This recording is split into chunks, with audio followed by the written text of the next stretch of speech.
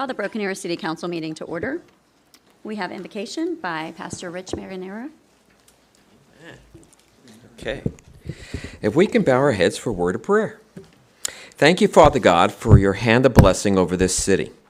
Tonight, as the governmental body meets to make decisions, please give them wisdom and understanding they need. Let them hear the still small voice within their hearts, and may your peace, which surpasses all understanding, be their guide. We commit this meeting into your hands, as well as this city. With all the expansion that's happening, please shine your heart and your light to help the vision you place in their hearts and minds as leaders. Please place your hand of protection over our citizens, city workers, police, and fire, and all those who serve in some capacity. We believe Broken Arrow has a huge part to play in Oklahoma, in the nation.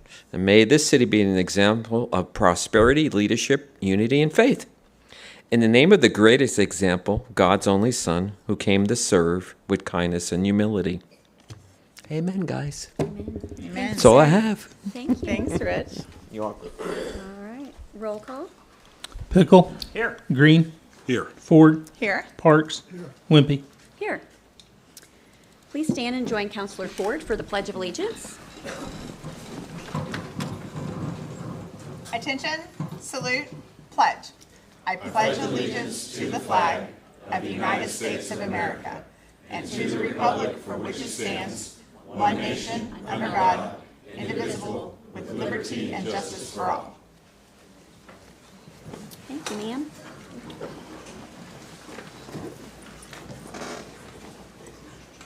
Are there any items to be removed from the consent agenda? I don't have a motion button, but I'll make a motion to approve the consent agenda as it stands. Second. We have a motion and a second. Roll call. Sorry. We don't have buttons to press.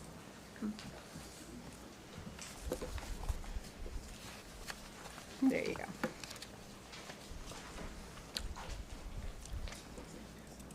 Thank you. Thank you. All right, item 7, public hearings, appeals, presentations, recognitions, and awards. 7A, presentation of a proclamation signed by the mayor declaring support of the United States semi-quincentennial. So Lori was gonna come up here, but we decided I was gonna give this proclamation. So, 1 second, I'm gonna read the.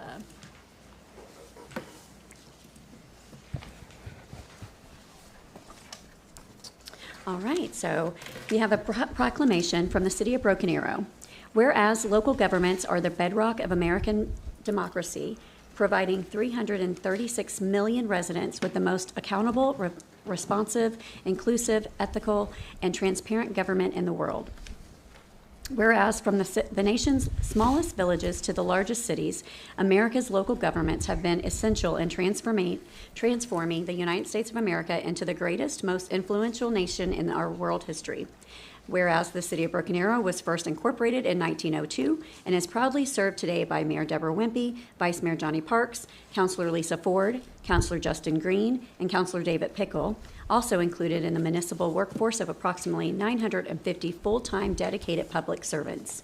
Now, therefore, be it declared that the City of Broken Arrow hereby recognizes the semi-quincentennial celebration as an opportunity to educate, preserve, and innovate during this milestone anniversary.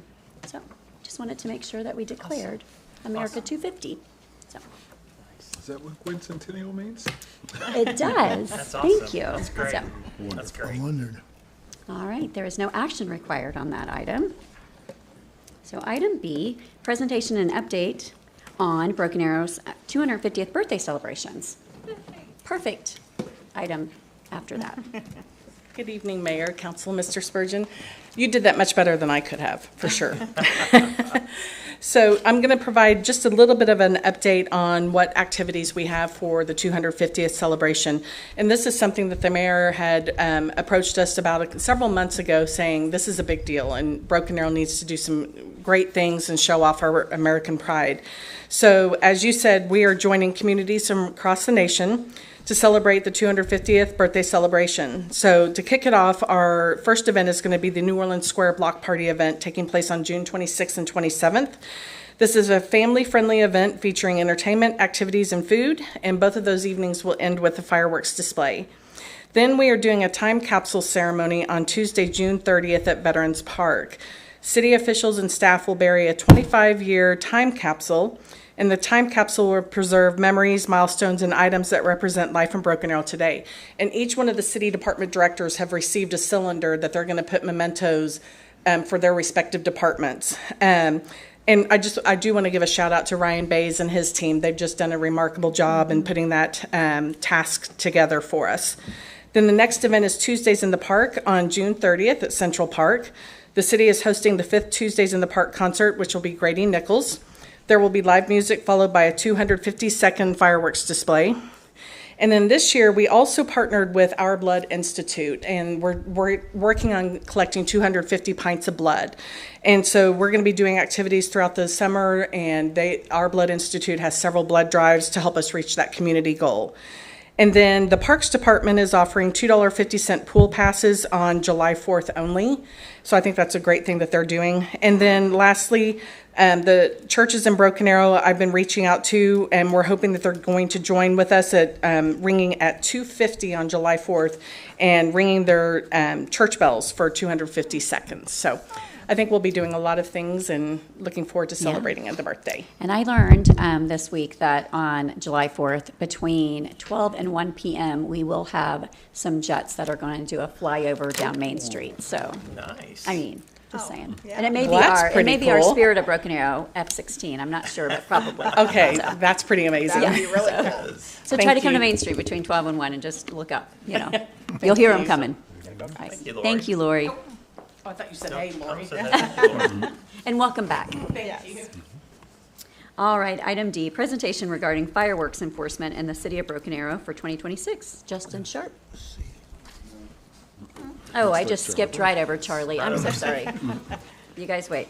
Sorry. Item C, notification of road closure. Not as exciting, but sorry. I'd say road closures are not ever near as fun. Kind of the opposite of fun, actually. So, good evening, Mayor, Vice Mayor, Council members, Mr. Spurgeon. My name's Charlie Bright. I'm the Director of Engineering and Construction. Before tonight is just a presentation of a road closure. As you guys know, we're just letting the governing body and the public know of the closure. The ultimate authority and approval falls with the city manager, but we want to be transparent when it's happening on an arterial road because we know that it has a major effect on people's day-to-day traveling. This one in particular is at 9th and Washington, so Lynn Lane and 91st Street. Active construction site right now. We're widening it. It's going to be excellent. Flow of the whole area will be a lot better once we're done.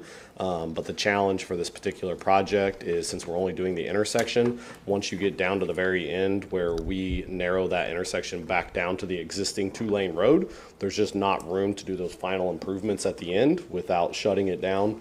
You could shut it down one lane at a time and the other, but we think having only one lane open would actually be more confusing to the public than just shutting it entirely down and getting it done. So what we want to notify you of is not just one closure, it's multiple closures. It's potentially up to 8 different closures, but it'll only be one leg of the road at a time, and we're going to try to do it every time between the hours of 9 and 4, so we miss rush hour as much as possible. But shut down from 9 to 4, try to work on the pieces on that one leg, and then a few days later we might turn and go to another leg, and then it might be a couple of weeks, and then we'll do another leg and so on. We will make sure that we get video boards out to notify the public, and we'll probably do it on social media as well before each leg shut down. So happy to answer any questions you guys have. Any questions or discussion? Okay. Thank you. Awesome, thank you. All right, now item D. We have Major Garrett and Justin Sharp. Board, yep.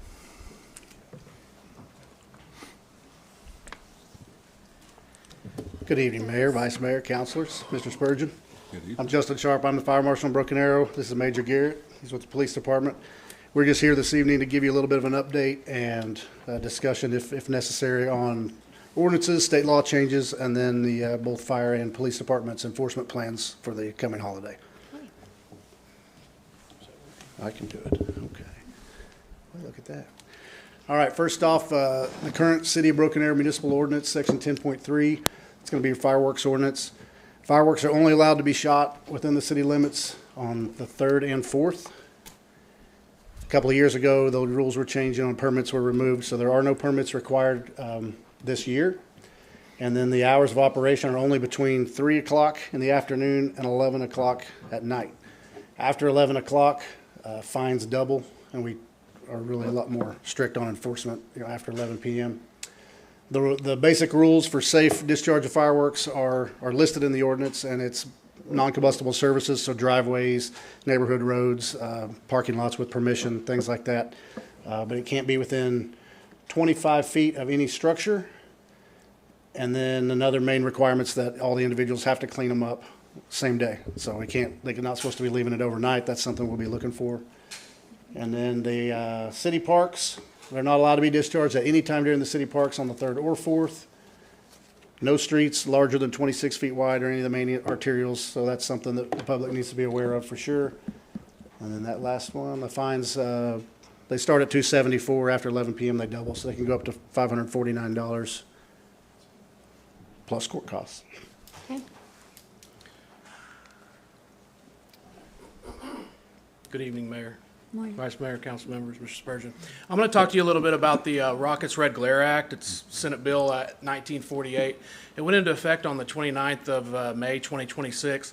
This is a state law that prohibits counties from prohibiting outdoor consumer fireworks for commercial purposes. That doesn't necessarily affect cities or municipalities from still being able to place restrictions and ordinances on the fireworks. It allows fireworks sales to occur year-round. Used to, that was restricted for a certain time window during the year, right around the 4th of July. It's now allowed year-round. And then it removes the ban on bottle rockets in Oklahoma, which were banned for about 45 years, I believe, until this act went into effect. But not now.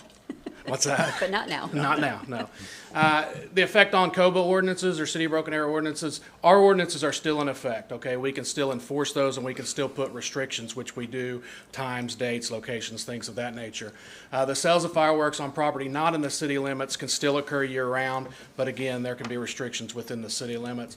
And then we talked about the bottle rockets being, allowed, but those are still subject, like any other firework, to the restrictions that are also in the city, whether it's the time, the location, and the dates of when we allow it. So you've probably heard of this bill. That's a little bit of a rundown of the bill that's now in effect. There was an emergency clause placed on it, so it went into effect immediately once it was approved by the governor. Can we get it to go to the next one? It's not going for me for some reason.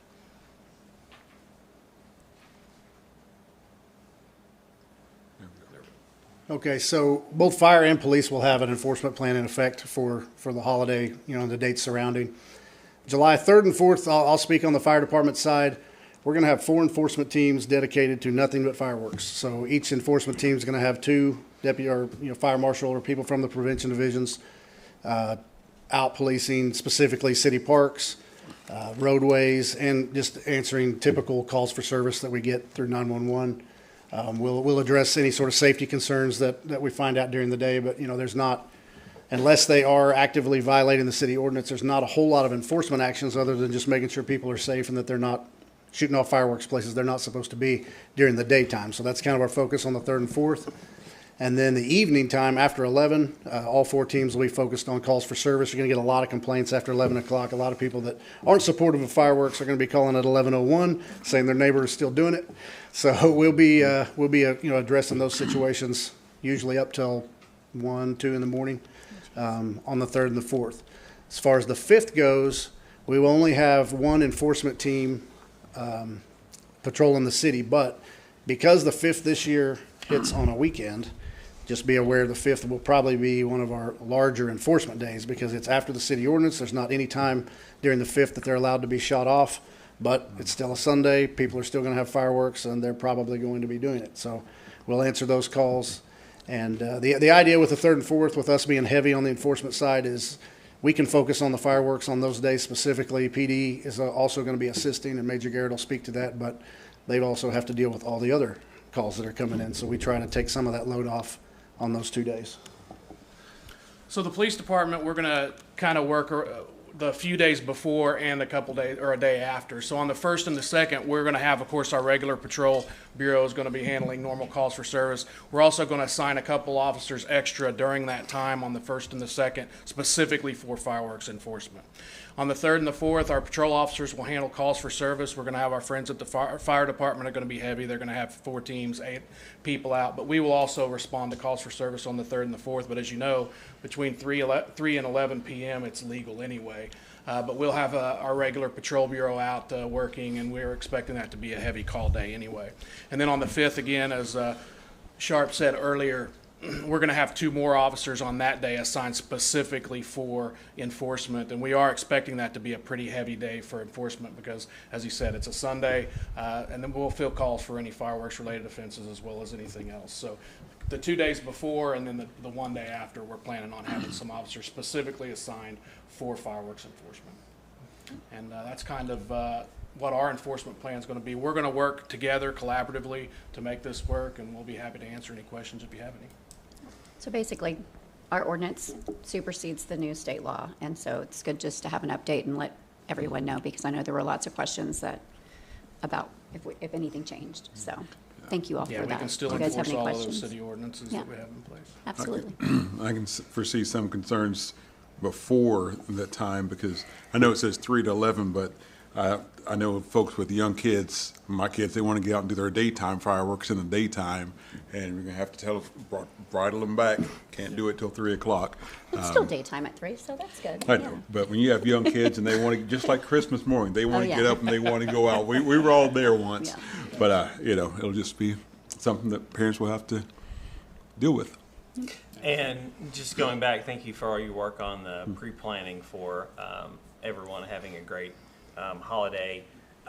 What's the best way if you do have a neighbor, let's say it's 1 a.m. and they're still tying one on, what's the best way for them to contact you? The best way to contact us is just to call the non-emergency number. Non-emergency, 918. not 911, No, non-emergency. not unless it's an actual emergency. Okay. If your neighbor's just shooting a little late, 918-259-8400. They'll assign the call, and then we'll come out and we'll handle it. If we see violations, we'll handle it. Awesome. I'm sure Thank we you. can post that number on our social media and websites and everything as well. Exactly. I might comment that I certainly think you guys did a great job, what I mean, in developing this and protecting us as much as you can when you have fireworks. But I have to say that, again, I'm opposed to fireworks inside the city. For years, we take our fireworks outside the city, and fire them off. I get quite a few complaints from veterans. They say, well, it bothers dogs. Haven't heard from any dogs, but I have from a lot of veterans. And I have So I vote no, but it has nothing to do with it. You guys have got it planned just right. You kind of, what I mean, go over what the state law was, and I know it up to the city. So I really appreciate what you're doing. So my vote no is not really in opposition to what you're doing or saying. So I thank you for that. Thanks, sir. I think Aaron and the communications team's done a great job as well, getting the message out, because I think it was confusing when the state law came out. I think a lot of people thought that did supersede our city ordinance. Mr. Spurgeon, would you mind also, we also have something in place in case it rains on the 3rd and the 4th. I know you're in charge of making a rain date. Can you address that too, for people to know if it does rain, what happens? Thank you for the question, Counselor. The City Council a couple of years ago actually gave the city manager or his designee the ability, if there is rain on one of those 2 days, to actually authorize an additional day. So we'll be watching weather closely, and we'd make that call in concert with basically the fire chief and his team and the police department. So that is always a possibility. Thank you. Thank you, All gentlemen. right. Thank you, guys. Thank you all. All right. Item E is approval of SP 2852-2026. We need to vote on that. Is No not vote just a on it? presentation? There was none. Okay. Okay. Rocky. Good evening, Madam Mayor, Mr. Vice Mayor, members of council, Good. City Manager, Mr. Spurgeon. I'm Community Development Director Rocky Hinkle. SP 2852-2026 is a request for a conditional use permit for an accessory dwelling structure to exceed the 5,000 square feet maximum floor area on a lot greater than 2 acres in size. The property is located north of East New Orleans Street and west of South 9th Street. Section 2-4-1C .2b specifies the lots that are greater than 2 acres can have accessory dwelling units up to a floor area of 5,000 square feet by permit. Structures with a floor area greater than 5,000 square feet may be approved by a conditional use permit. The floor area for the structure is planned to be 60 feet by 120 feet for a floor area of 7,200 square feet. All setbacks for the current zoning are met in the exhibit. The lot is approximately 13 acres in size and it's created via a lot combination BAL 2154 to allow for the development of 2 single-family homes. A single-family home is planned to be constructed on the lot. However, its construction is not required before the construction of the accessory dwelling unit, as the parcel is larger than 2 acres. The use for the structure will be limited to personal uses and those home occupation uses allowed under current zoning ordinance. The surrounding land uses, zoning designation, and comprehensive plan designations are as follows. To the north is comprehensive plan level 1, zoning is agricultural, the land use is vacant. To the east, comprehensive plan is level 2, the zoning is ag and RS, the land use is vacant. To the south is level 2, the zoning is RS, it is a single-family residential home. To the west is level 2, zoning district is RS, and the land use is single-family residential. The Planning Commission recommended approval 4-0 of this item in their meeting held on June 11, 2026. No one spoke in favor or in opposition to this item. Staff recommends you approve SP 2852-2026 per Planning Commission and staff recommendations. Any questions or Did anyone sign up to speak for or against it tonight? did not? Okay. I'll make the motion to approve item 26-966. One second. We have a motion and a second. Roll call.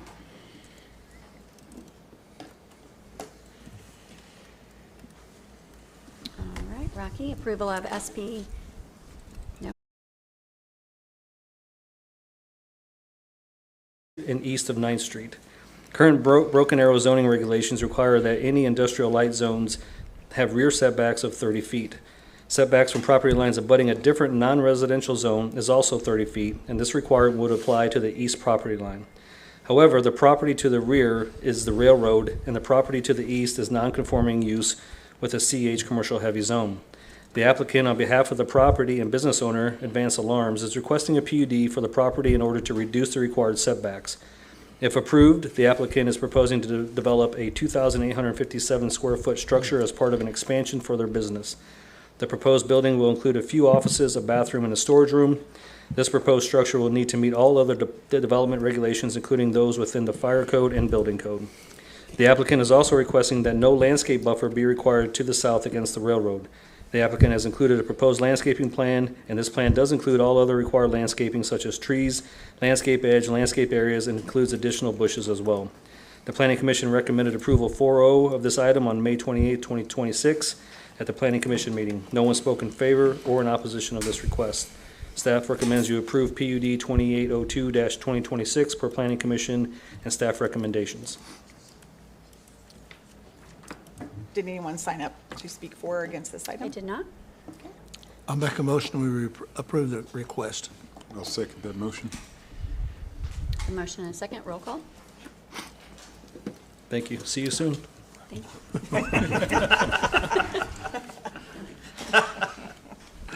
All right, item 8 is the citizens' opportunity to speak before council. There is no citizens. Let me just double check just to make sure, but I don't believe there is. No. Item 9 is general council business. 9A is consideration, discussion, and possible approval of and authorization to execute resolution number 1755. Michael Spurgeon and Cindy Arnold. Thank you, Mayor, members of council. Good evening, everyone. I just have a brief PowerPoint presentation. The administration is recommending that the City Council approve the FY 2027 municipal budget. This is just a quick reminder that the budget workshop was held on May 12th, 2026.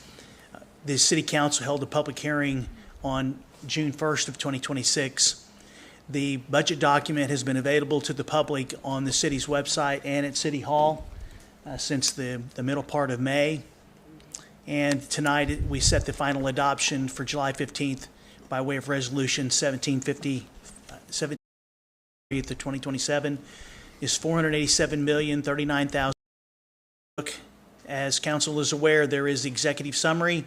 There's proposed revenue expenditures for all funds, proposed department budgets, special funds, proposed expenditures and revenues and fund balances, the street maintenance plan, the proposed FY 2027 bond sale, the Oklahoma Water Resources Board loan program as proposed, and the manual fees. This is a breakdown of the operational budget for 2027. The operational budget is $194,629,027. Operational breakdown is personnel services a little over $119 million. Other services and charges right at $61 million. Materials and supplies $14.7 million. Our capital outlay is $242,723,000. And debt service is $49,686,733, and that's how we get to the $487,039,418. I'd like to thank the council and the staff for all their assistance, especially Cindy Arnold. And at this time, I'd be glad to answer any questions, and I'd ask council's consideration of approval of the upcoming year's fiscal year budget. Any questions or discussion? I just say the budget book was very riveting to spend time going through, but we appreciate staff for putting that together for us so that we are able to make good informed decisions about the budget and the people's money. So, thank you, sir. And it is available for anyone that can come take a look at it for transparency, for sure. And throughout the entire year. Yep, exactly. Absolutely. All right. I do appreciate, Cindy, your and your team's work on that, and your summary, Mr. Spurgeon, helps us a lot to get through that big, thick book, for sure. And with that, I will make a recommendation for approval on item 26-841. Or second it. Okay. Roll call. Just saved it for you. Yeah. All right. Item B is consideration, discussion, and possible approval to modify the existing back-end parking configuration on Main Street. Mr. Spurgeon. Thank you, Mayor, members of council. This item, actually, the mayor and I had a conversation. Since we installed the back-end parking several years ago, it's always been a question about if its effectiveness. And after discussing with her, I put together a RFFA asking the council to consider this. And obviously, there's some reasons for it. There's also some reasons against it. You know, one of the biggest concerns we have is we've never really done enforcement anywhere downtown because we really don't want to drive our customers away. And so we've been very flexible. We spend a lot of time, the TED team does, getting the employees that work in the downtown area to park elsewhere instead of in front of the businesses. And so after much consideration, I have no concerns and would recommend the council go back to the pull-in parking. Well, I think the original thought was probably the safety of the bike riders, I'm assuming. But a lot of our seniors park down there, are veterans for sure, and they just don't park. They're not doing it. And it's been how many years? 3 years? It's been longer than that. It's been since 2019, Has I it believe. really? Yeah.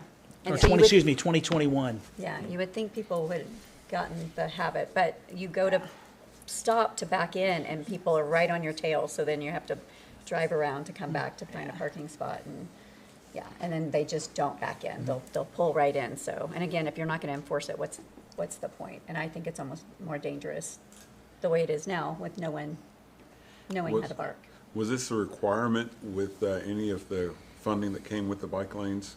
Great question, Counselor. And I checked with Charlie, and it's In not. some cities it was. Okay.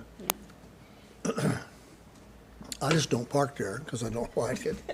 So, it's just awkward, when you spend your life pulling in. Yeah. Awkward doing that, and you gotta be careful going out. Hey, I gotta reverse this to get out and go. So I'm in favor of changing it to regular pull-in. Well, and I've had several businesses also that are down in that way that complain all the time that people aren't parking there and we don't enforce it, so why do we have to have it? And so I think this is great. Mayor, do you want to make the motion then? I'll make a motion to approve. Second? You gotta click it. You gotta Mayor. click it. We Oh, know I you're have to not click No, it. you're not Sorry. used to. I'm not used to making a motion, so there you go. Roll call. All right. And this is not going to negate the bike lanes, or are we taking up the bike lanes? Actually, we're waiting for council to make a decision so we can actually do the painting. And we're actually going to repaint the bike lanes themselves, and actually, as you know, we'll be milling the inner part of South Main as soon as the sewer line work is completed. Correct. And I encourage people to use the bike lane. I've only seen a tractor on the bike lanes. So, I have I have neighbors seen who, I have bikes. You have? neighbors that ride. Yeah, I've seen bikes on the bike lane. wonderful. Okay. Brent rides them, drives them down the road. Brent Yes, From the TED team. this is, oh, you're right. You're right, you're right. All right. Item C, consideration, discussion, and possible approval of and authorization to execute Resolution 1756. Cindy Arnold. Good evening, I'm Cindy Arnold, Finance Director. As you know, we have a hotel motel tax, and we have one hotel that has not paid for a while, and that's the Homewood Suites. And I'm gonna butcher his name, Multaney, and has ignored all correspondence that we've done. We sent a certified letter. We're not sure if he picked it up, but we did get a copy back, the certified did go out. Last time, a couple of years ago, we did the same thing. We threatened to go to court. He decided to try to make a payment arrangement. He did it for a little while, and then he stopped paying, and now it's crickets again. So we would like to pursue going after him for the hotel motel tax, because he owes about $82,000 at this point. It's a rather busy hotel. His monthly 4% is quite good. So staff is asking for approval of Resolution 1756 so that we can take the owner of Homewood Suites that's located at 4900 Madison Place, Broken Arrow, to the district court. Have you visited with him lately? Anybody? We have It's sent continued, letters, and we sent out reminders, we sent a certified letter, and we get nothing. Sounds like Okay. he's not communicating. This is on Garnett, is that right, north of Kenosha and Garnett? Between 61st and 71st, I think, right? Yeah, off of Garnett, yeah. So hopefully, sometimes when we get to this point, we do send a letter that we're going to, they will come in and try to make Yeah. good, so. I'll make a motion to proceed. Also- Second. Oh, Johnny got it. No, you got it. Well, I got it. Roll call.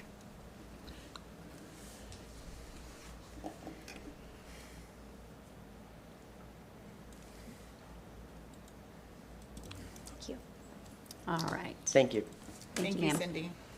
Item D is consideration, discussion, and possible approval of a noise ordinance waiver for Broken Arrow Lacrosse Club to host a 24-hour tournament on August 8th at Heights Park. Matt. Good evening, Mayor, Vice Mayor, Council, Mr. Spurgeon.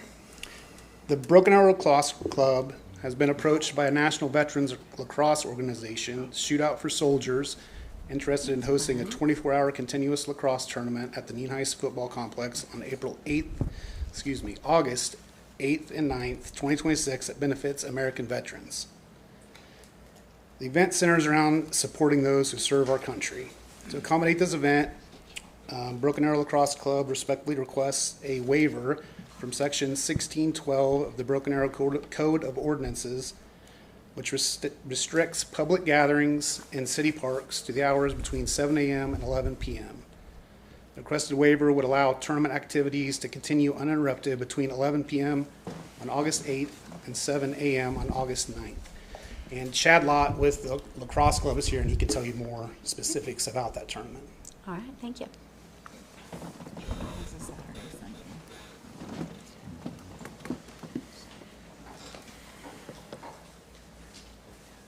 Evening. Hey, good evening. Mayor, City Council, Mr. Spurgeon, and City staff. My name is Chad Lott, and I'm here on behalf of the Broken Arrow Lacrosse Club. I'd like to thank you for consideration for this request for a waiver that would allow us to host Shootout for Soldiers at Heights Park, August 8th through the 9th. Shootout for Soldiers is a nationally recognized 24-hour lacrosse event whose mission is to use the sport of lacrosse to support American veterans and strengthen community engagement. For more than a decade, communities across the country have partnered with this organization to raise funds, awareness for veterans and military families. This event will bring together players, families, sponsors, and supporters from across the region. 2 of the largest private lacrosse clubs in our area have already committed to participate, and we expect more than 40 teams to take part throughout the event. Most importantly, the funds raised stay focused on helping veterans through respected organizations that provide life-changing support to service members and their families. We are currently working with several military-focused charities locally to ensure the proceeds have a meaningful local impact. We understand that this request requires an exemption to the normal park hours, and we remain committed to being responsible stewards of the facility and respectful neighbors throughout the event. We appreciate the city's partnership and support. On behalf of the Broken Arrow Lacrosse Club and veterans who will benefit from this, I respectfully ask for your approval of this waiver request. Thank you for your time and consideration. You guys have any questions? I do. Other than the notice of this meeting that he was going to present this, have the neighbors been notified at all that you're wanting to do this? No, ma'am, not at this part. I kind of like to be able to notify the neighbors that this could be happening, to give them a chance to either support it or not support it. They may be fine with it, but I just kind of feel like they're probably not looking for something like that, you know what I mean, to be on the agenda. I'd really like to be able to like notify them that it's coming, you know, maybe, I mean, it's 24 hours, you know, sleeping babies, and I mean, it's on the weekend. I did look at Saturday, you know, Saturday, Sunday.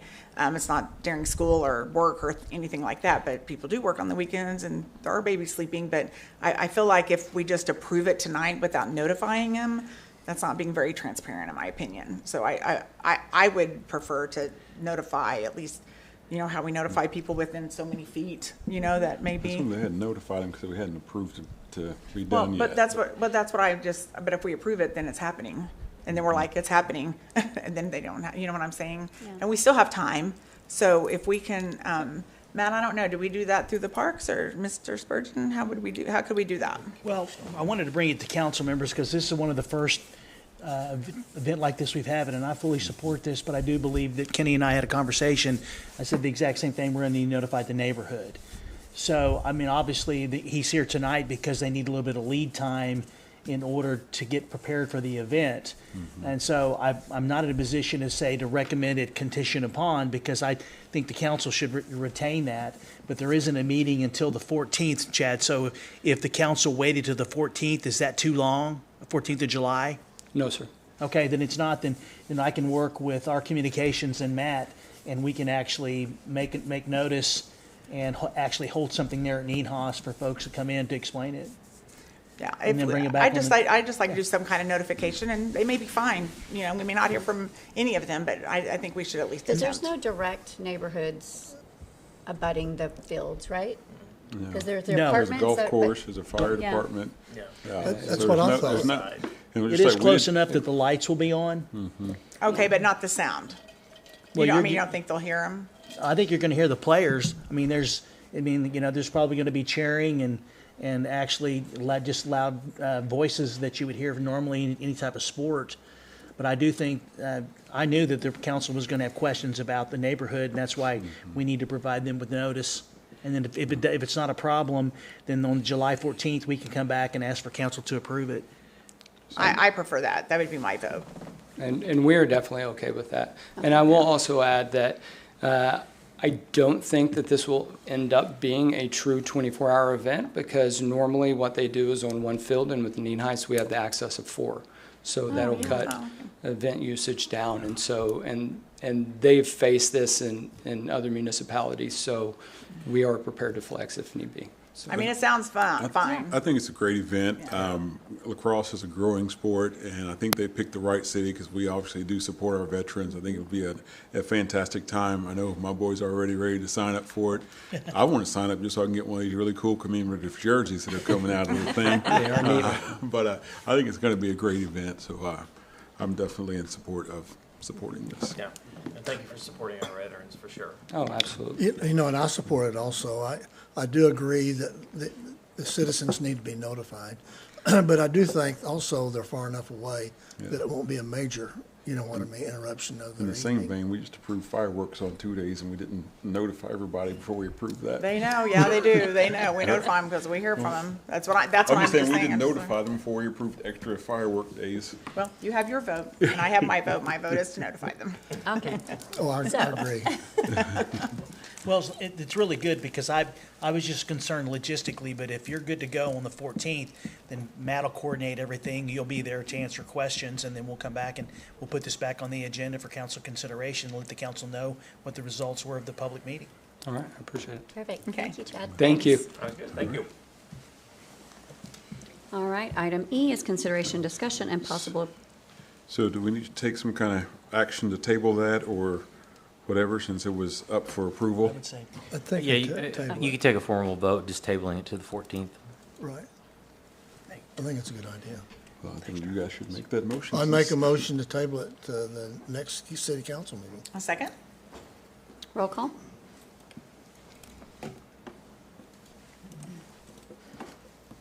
All right. Item E, consideration, discussion, and possible approval. I'm sorry? No, we're good. Okay. Previously tabled item, approval of, and got me all thrown off. An authorization to award bid number 26.148 opioid abatement utilizing funds from the Abatement Settlement Fund. Chief Arnold. Oh, that was a mouthful. Good evening, Madam Mayor, Vice Mayor, Councilors, Mr. Spurgeon. I'm Police Chief Lance Arnold. This item was tabled on your May 19, 2026 consent agenda to allow council additional time for the recommendation. Just as a reminder, this item, Section K of the RFA established 5 published evaluation criteria for the following weights. Experience and qualifications was 25%.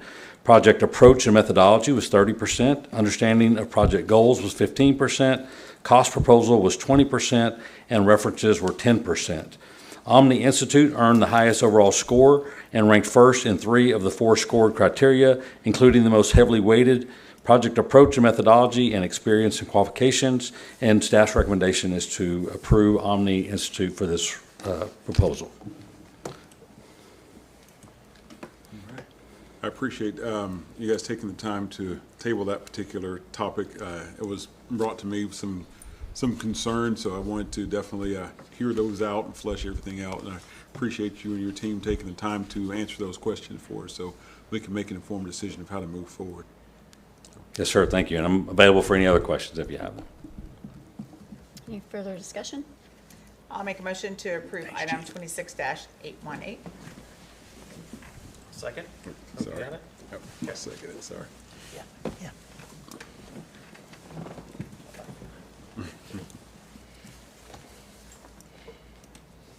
All right. Item F, consideration, discussion, and possible approval to authorize execution of a 5-year master service agreement with Exxon Enterprise. Chief. Hello again, Madam Mayor, Vice Mayor, Councilors, Mr. Spurgeon. Good evening. Lance Arnold, Police Chief. You all received this, and so did the public presentation, so I'm going to go through it really quickly, but and not spend a lot of time on each item. But really what this represents is a major move forward, technologically advanced community lives, and one that forges ahead with innovation and technical ecosystem that is got some items that we currently have, like the TASER, like Fusus real-time operations, and our evidence.com. It also includes items that we don't have in technology and software as a service that we don't have. And then it has some items that we currently have but that are with a different vendor and that are sunsetting. So we'll run through those really quickly. The first one is Axon 911, and you can see this has been deployed in over 1,000 emergency call centers and has handled over 800 million calls across those, or 80 million calls across those centers. We're really excited about this. This is able to be online translation. Right now we have to send those off to a language line. There can be delay in that. So this will actually do it on screen. It actually transcribes the entire call regardless of the language. It also is able to handle non-emergency calls just with the AI, which also reduces our workload and allows us to focus on those emergency calls. Drone is a first responder. You guys have already approved that technology for us, and so this is an opportunity to extend that as well. And so probably not a lot of need to discuss that. This one is exciting, though. This is D-Drone. It is it allows us to instantly locate not only the drone, but also the pilot. As we start to host more events and as the amphitheater comes online, the ability to have the technology to find nefarious drones and where the pilots are is huge for us. And so this is something that we don't currently have, and it's all built into the same ecosystem that we're talking tonight.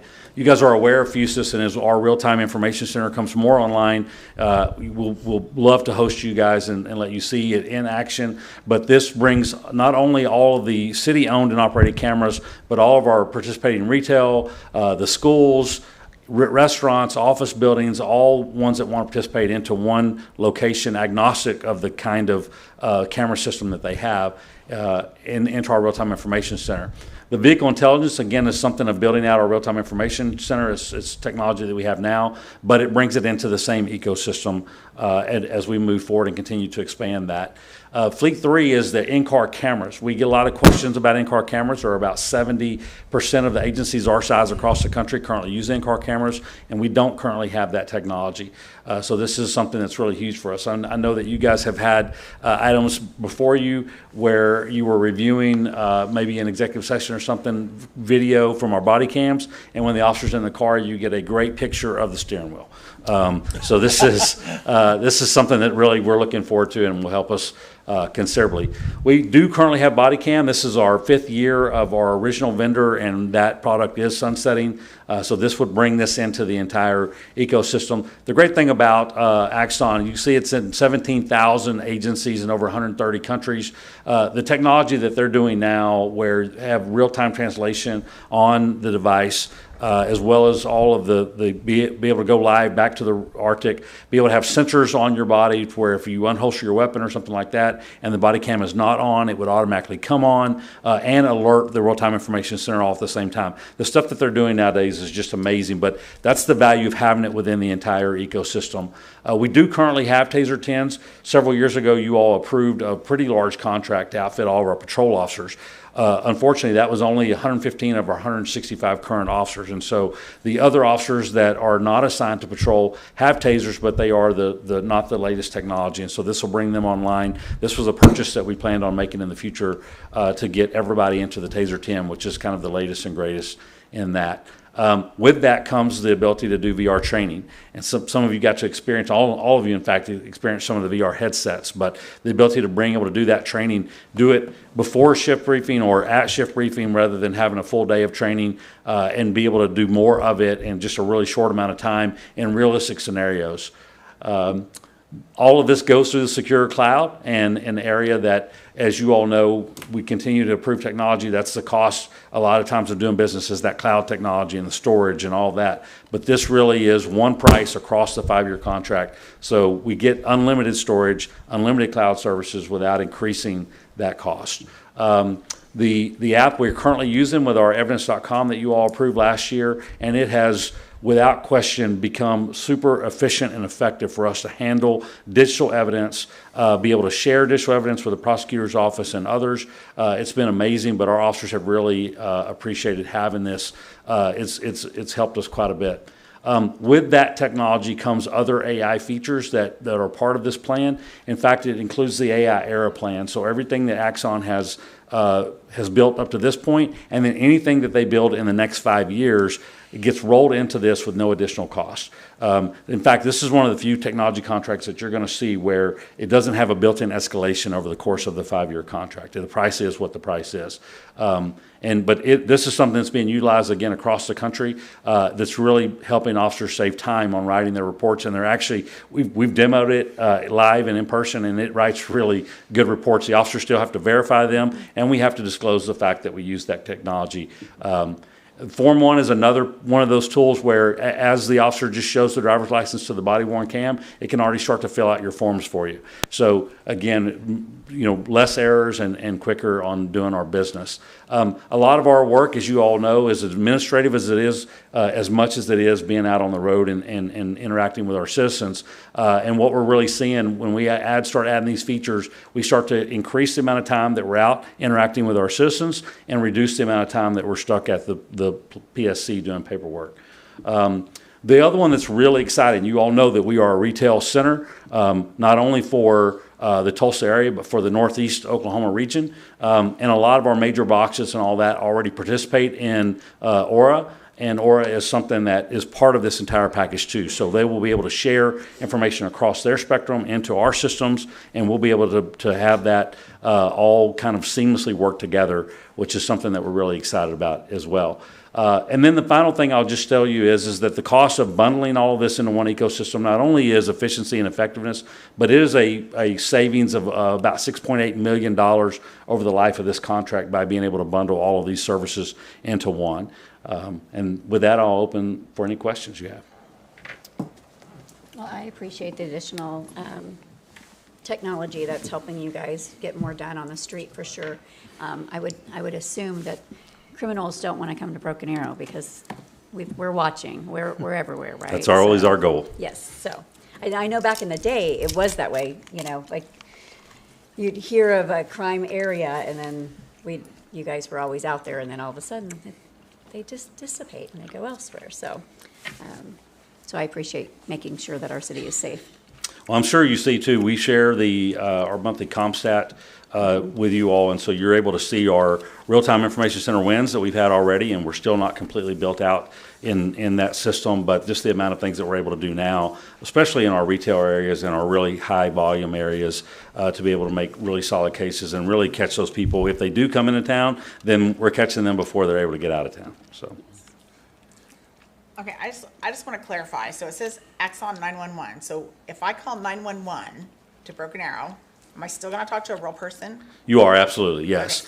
So this is clarify, no, that's a great question, Councilor Ford. I'm glad you asked that. So no, it is an overlay. So it's twofold. One is Next Gen 911, which actually the Indian Nations Council of Government had already selected Carbine before Axon bought Carbine.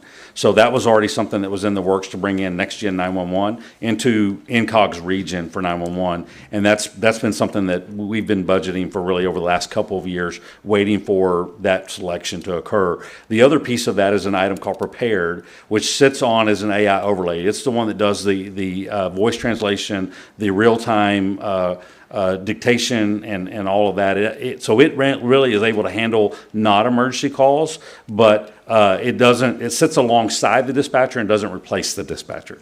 So And I'm okay with all of that. I just want to make sure we're still talking to a real person when you call Broken Arrow 911. That's correct. I do not want to be like a neighboring city where you don't talk to a real person till 3 transfers down the road. Right. That part will not change. What will change with Next Gen 911, which is part of this, is your ability to send video, pictures, for us to know your location based on your phone and not just the location that the cell tower you're hitting, which gets us a much more precise location. So those are the features that really are built into it, not the features of taking the actual person out of a dispatch center.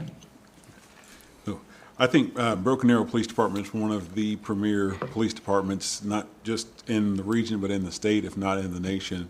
And I think doing things like this, forward thinking and being technologically advanced, helps us to stay in that position and carry us into the future and ensure that we're providing top-notch service to the citizens of Broken Arrow. So I'm definitely in support of this. Thank you, sir. Yeah, I would just agree. You know, we are the #1 safest city in Oklahoma. We'll just go with that. And thank you for all that you do and the forward thinking, because like you were saying, this is not only something that's going to benefit the city and our citizens and safety, and also help your officers as well, but also I think I did hear something about a $6.8 million savings as well. That's right. So that's always a nice thing too. Yeah, and of course, I would be remiss if I didn't mention the team that we have. It's literally one of the most talented group of committed individuals and teams that I've ever been associated with, and that it really extends across the city. But our department staff is top notch in every way. So thank you. I would agree with that. Thank you, Chief. Right. Entertain a motion. No further discussion. I'll make a motion to approve this item number 26-889. Nice. Second. Roll call.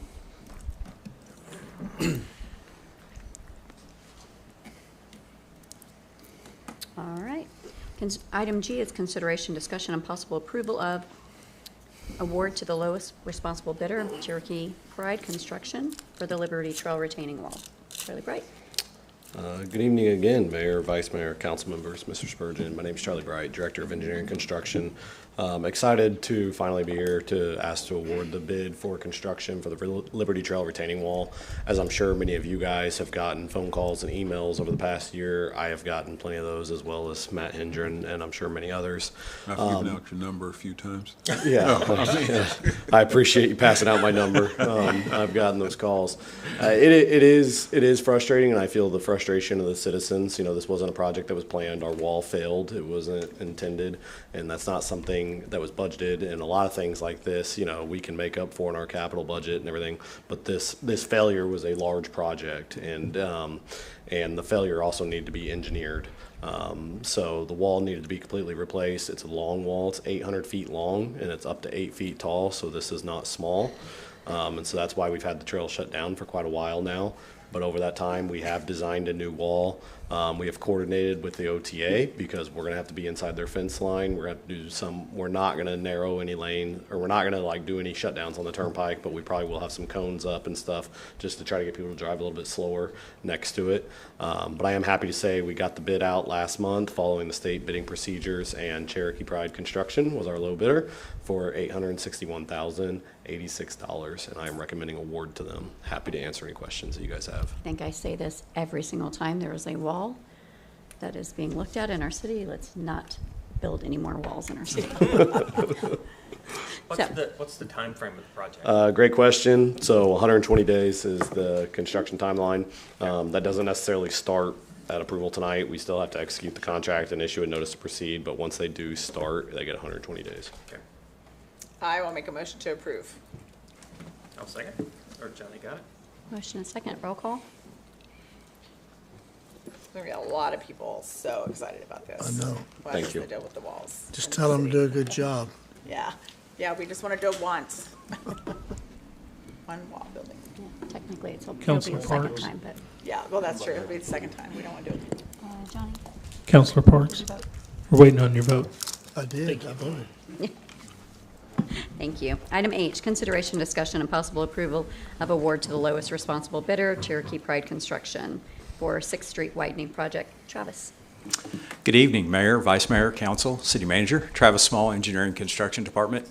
The 6th Street left turn lane project has been on the books for a while. We worked with a consulting firm to get that designed, adding a left turn lane on 6th Street to provide better access for the public safety complex.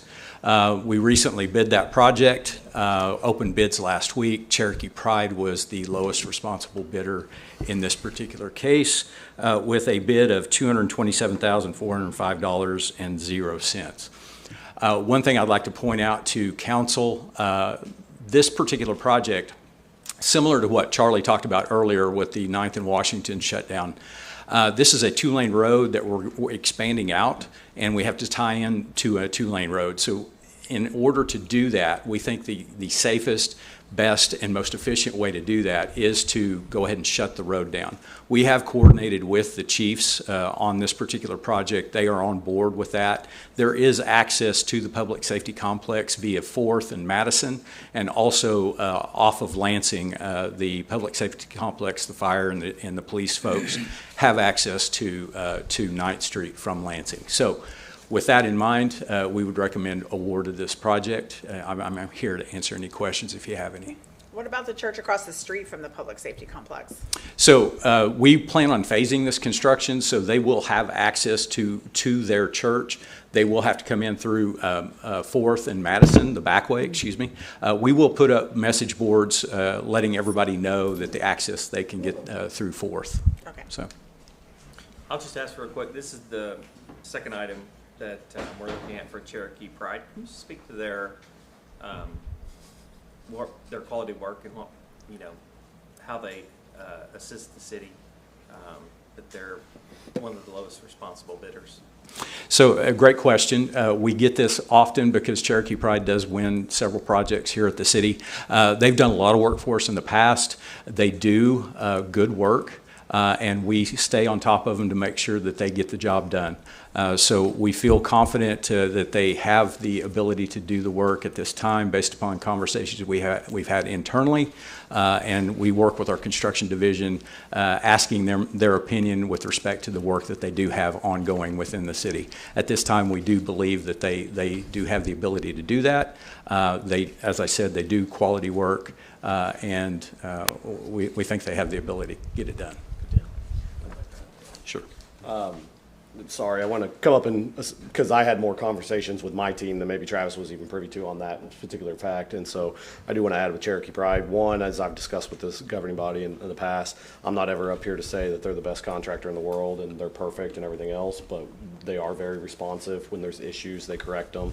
And as we talked about last time, over the past couple of years, they've saved the city over $3 million by taking their bids. One, with the discussion of awarding 2 projects to them tonight, my question that I always ask my team before I even get to you guys is, are they really going to be able to get all this done and not put us off and everything else? I had that same conversation before we had this meeting when I found out that they were low bidder on multiple projects, and we went through the schedule of things we have. They have several projects falling off the list of things that we've awarded to them in the past. They've finished some residential rehabs, and they've done some other things, and so we've worked with them, and we are confident they have the crews to do this work as other work falls off, so we feel comfortable with them getting both awards. Thank you. Any further discussion? Entertain a motion. I'll make a motion to approve 26-927. I'll second it. Roll call. All right, thank you. Item I is consideration, discussion, and possible approval of PUD 2820-2026 for Happy Hands. Rocky Hinkle. Good evening again, Madam Mayor, Mr. Vice Mayor, members of council, City Manager, Mr. Spurgeon. I'm Community Development Director Rocky Hinkle. PUD 2820-2026 is a planned unit development request allowing school uses within an office neighborhood zoning district. Happy Hands Education Center is a nonprofit organization focused on families with children who are hard of hearing or deaf and provides licensed and accredited child care. The organization also employs hard of hearing and deaf adults as part of its mission. The organization is currently housed within its campus across from San Antonio Street. However, families have requested elementary age education opportunities for their children. This would require additional classroom space that is not available or easily added to the original facility. Happy Hands has reached a tentative agreement with the owner of the subject property to lease a portion of the building to house additional classroom space for elementary age children. The portion of the building intended for classroom use will be updated to meet the needs of Happy Hands Education Center, including updated security measures and an additional bathroom. The main Happy Hands Education Center campus will serve all other functions needed for elementary education, such as gyms, playgrounds, cafeterias, and before and after care. Students will be always escorted by staff when traveling between the buildings and when crossing San Antonio Street.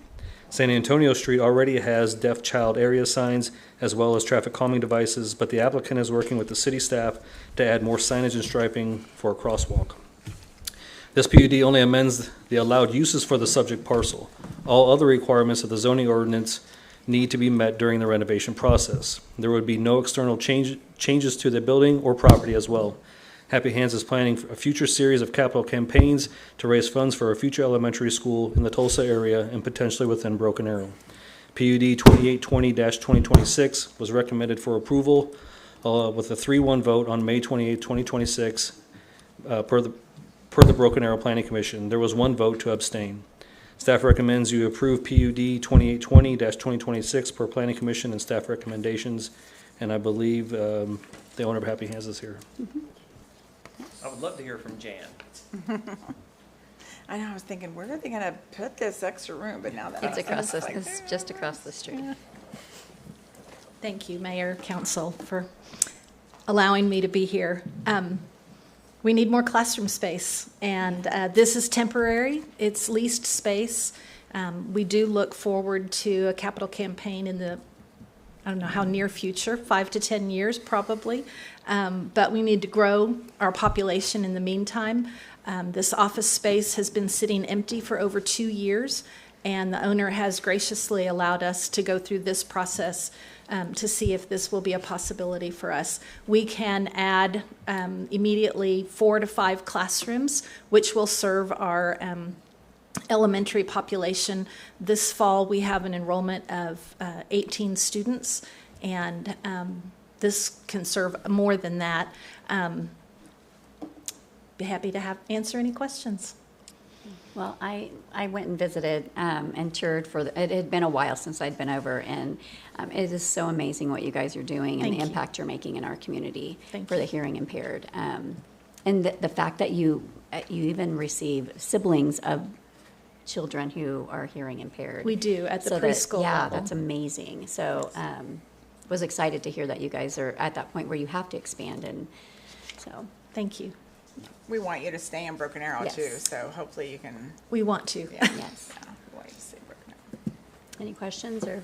I would just like to add that Jan, I appreciate everything you do with Happy Hands. It Thank is you. a ray of light for Broken Arrow around the nation. And it's been an honor for our Rotary Club in Broken Arrow to partner with you guys on fundraising and things like that. So if anybody gets a chance to go and do a tour of it, it's exciting. You'll leave there just smiling from ear to ear from Yep. what you guys do. Thank you. I appreciate that. So with that, I would like a motion to approve. I just have one more question Oh, for Rocky. never mind. So We'll wait. Did our traffic unit go out to look and like that, all the safety things, or, I mean, because. So they're currently in the process identifying where the crosswalks need to be. I believe there is already a crosswalk there at Eucalyptus, I believe there's one at Eucalyptus now. So they're still ironing that out. Okay. But they will be escorted by staff Yeah. every time they cross the street. Okay. Go ahead, Counselor. I'd like to make a motion to approve 26-968. I'll second it. Thank you, Jan. Thank you. All right, item J, consideration, discussion, and possible appointment by the mayor of an alternate judge for the Broken Arrow Municipal Court, and possible approval of an authorization to execute an employment contract for professional services as alternate judge for the City of Broken Arrow's municipal court. Trevor. Thank you, Mayor, Vice Mayor, City Council, Mr. Spurgeon. Our alternate judge position has come open under our form of ordinances for this. It provides for a judicial nominating committee to provide 3 names to the mayor, and the mayor then selects one of those 3 names to appoint for the next contractual term. The letter was attached. The alternate judges that were recommended were Jerry Lundy, Hans Lear, and Teresa Webster. It really just gives the opportunity for the mayor to appoint the alternate judge and then authorize the execution of their contract. Happy to answer any questions you may have. Yeah. So, Mayor, do you like sit down and interview them, or you just read the letters? We have a committee, and then they Okay. send the recommendation over.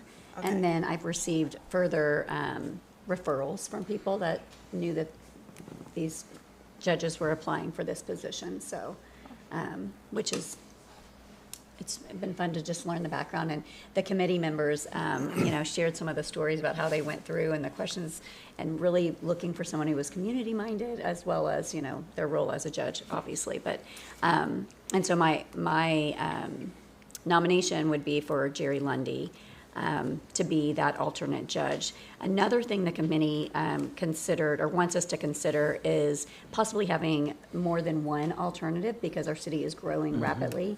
And so that might be something that we look at some point, maybe going forward, to have more than one alternate. So. Yeah, what do we need to do to make, I thought we did have 2 alternate, we never have had 2 alternates, I guess? We could just change our ordinance to designate that we have another position. And as we, look to expand dockets and as we grow, that would definitely be a good idea to look into that. Okay. Would that be something we should take in consideration in our budget for adding additional judges? I'm not sure how that works. We did not include, thank you for the question, Council, we did not include a second alternate. So if in fact that's a direction of council, I'd let you know what the amount we'd have to amend the budget to include. Shouldn't be a problem. I'll make a motion to approve the mayor's alternate judge recommendation. I'll second. Okay.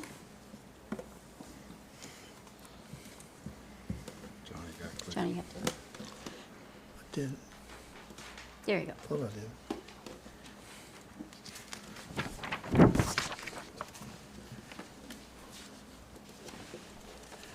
All right. Item K is consideration, discussion, and possible reappointment of Dennis Sagely as presiding judge for the Broken Arrow City Municipal Court. Trevor. Thank you, Mayor. This is exactly what we just discussed, but just for the presiding judge. Mm-hmm. The recommendation was to reappoint the presiding judge, Dennis Sagely. Happy to answer any questions you may have. I'll make a motion to reappoint Dennis Sagely for our judge. Second. Roll call.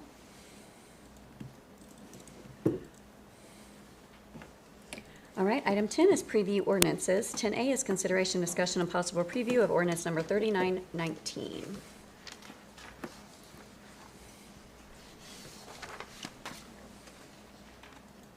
that Rocky? That's mine as well, Mayor. Oh. Had you dropped off of there, sorry. Thank you, if I may. Yes, you may. Thank you. The city and administration have received several complaints regarding mufflers in the Rose District. Approximately, I think, 2 years ago, this body had carved out an exception to a noise ordinance specifically to allow more music and that type of activities.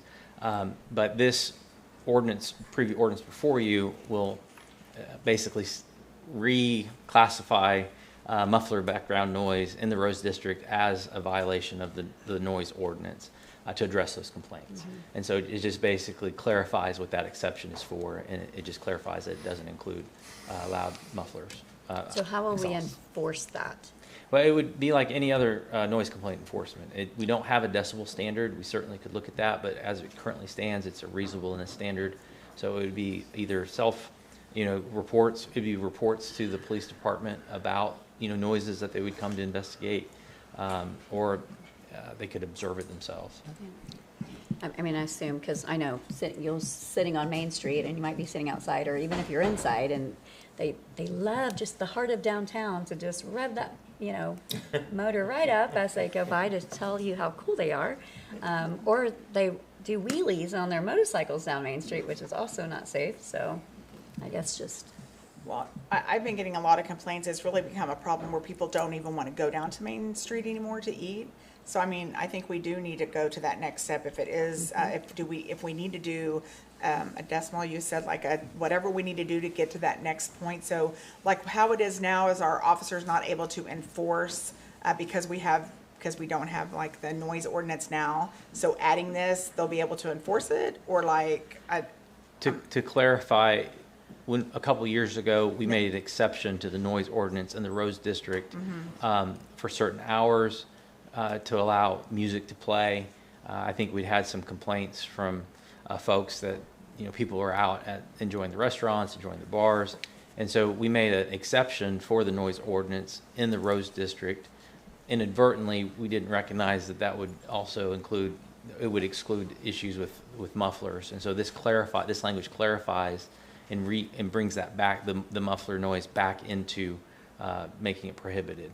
So I guess what I needed just clarification on, we have not been able to write tickets because it was not included, but now that it's included, we'll be able to write tickets for that? No, we've always been able to write tickets for modified exhaust. And in this particular case, I think what this ordinance does is we had people that were getting in parking lots or on private property, like a car meetup, and they were revving their engines. And so the modified exhaust does not pertain because they were not on the city street.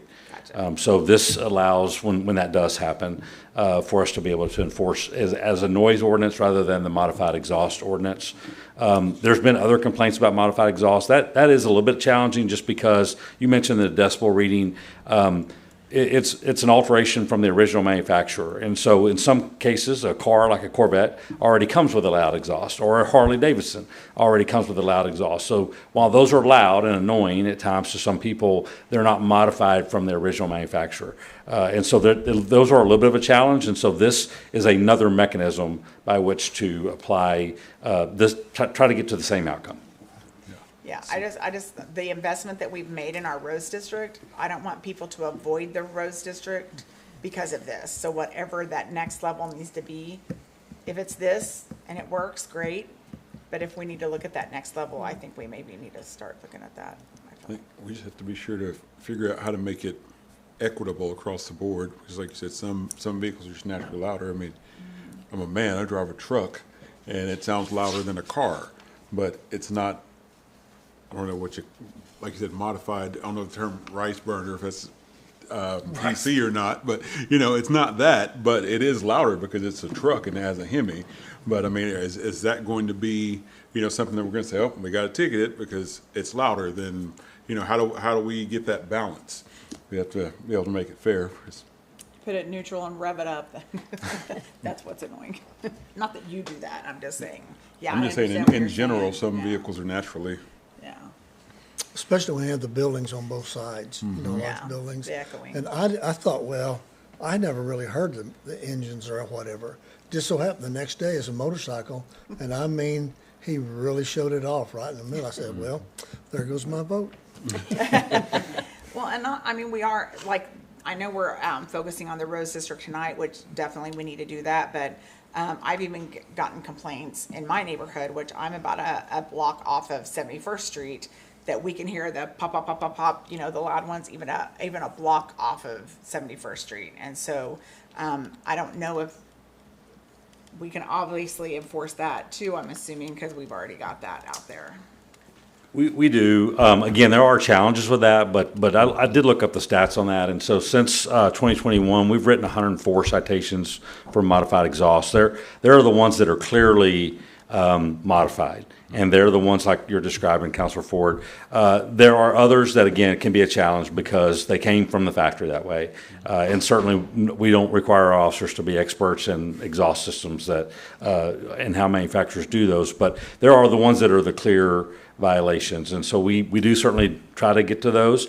The other challenges exist when they're in a group of cars or something like that, being able to figure out which one or get the right car and not make a car stop that's somebody that didn't do anything wrong. So, but we have enforced it. It certainly is. We've taken complaints, and of course, we've heard from you as well on what that is. And so we've certainly started to try to step up enforcement with that.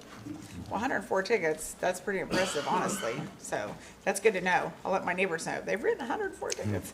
I was gonna say, where's Major Garrett at? He's got that Corvette. Let's ask him about it. He stepped outside. No, I'm kidding. He says his came that way. I will, okay, so we're just considering this right now. This is a Okay, preview. can I go ahead and I'd like to approve this. Then. No, we're just. I think we're just reviewing We're it. just reviewing it. Set it Okay. for adoption. Preview. Set for adoption. That's what I want to do. I want to set it for adoption. As long as we have clear standards of how we're going to apply it. Yeah, I don't think it's just because your truck is loud. It's when you're obnoxious down the street and you're revving it and you're, those things.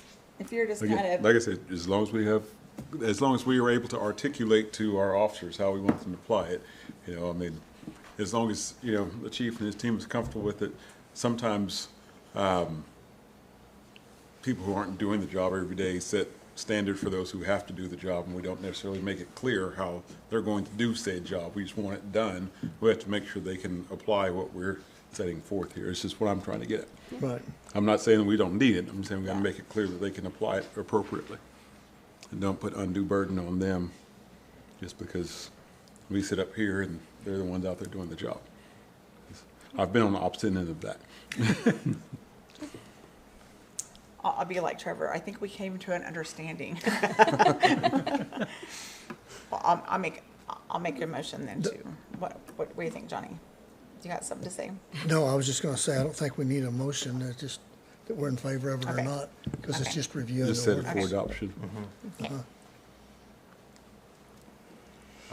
So no vote. Traditionally, we would have a Make a motion motion to to set preview it and for set it for adoption. adoption. Thank you. That's what I. Second it then. Okay. Roll call. We're complicating a lot tonight. But it's not Really adopted complicated. yet. All right. Item B, consideration, discussion, and possible preview of ordinance number 3920. Thank you, Mayor. We've also received complaints about the Rose District involving scooters and motorized scooters specifically. The ordinance before you is a preview that would prohibit the operation of motorized scooters on public sidewalks, pedestrian walkways, plazas, parklets, public gathering areas, and other pedestrian-oriented public spaces within the Rose District. City Code already regulates motorized scooters and restricts their use to streets with a speed limit of 25 miles an hour or less. That will still be allowed. This will keep them off of the the streets. Which I mean, thought- I'm sorry, the sidewalks. Yeah, I thought they were always, like even bicycles and skateboards are not allowed on, and scooters are not allowed on our sidewalks in the Rose District. This just clarifies it to make it easier for law enforcement to have a direct ordinance to cite Okay. when it becomes an issue. This also came from a complaint from businesses in the Rose District too, that there is a lot of scooters on the sidewalk. On the sidewalk.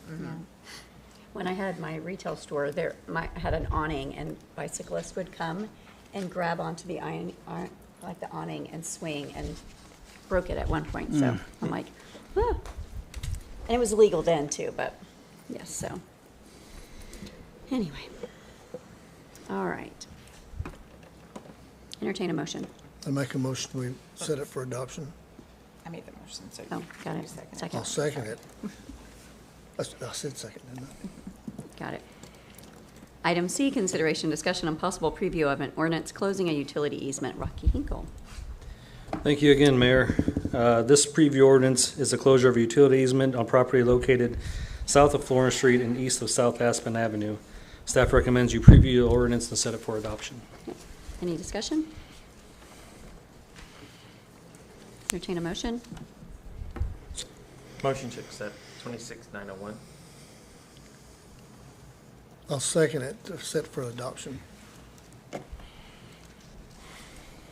Item D is consideration, discussion, and possible preview of ordinance closing a sanitary sewer easement on property located west of Florence Street and east of South Aspen Avenue. Rocky? Yes, this is a closure of a sanitary sewer easement on property located south of West Florence Street and east of South Aspen Avenue. Staff recommends you preview the ordinance and set it for adoption. Any discussion? I'll make a motion to set for adoption. I'll second.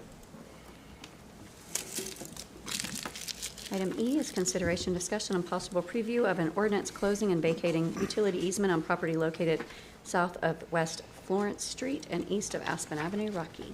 This is a closure of a 25-foot utility easement on property located south of West Florence Street and east of South Aspen Avenue. Staff recommends you preview the ordinance and set it for adoption. Any discussion? I make a motion, we set it for adoption. Second.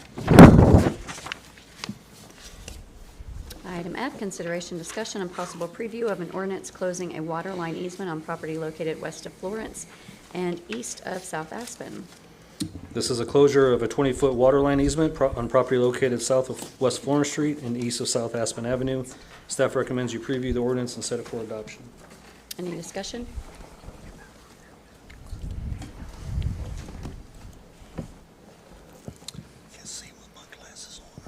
If there's no discussion, I'll entertain a motion. So moved. Second.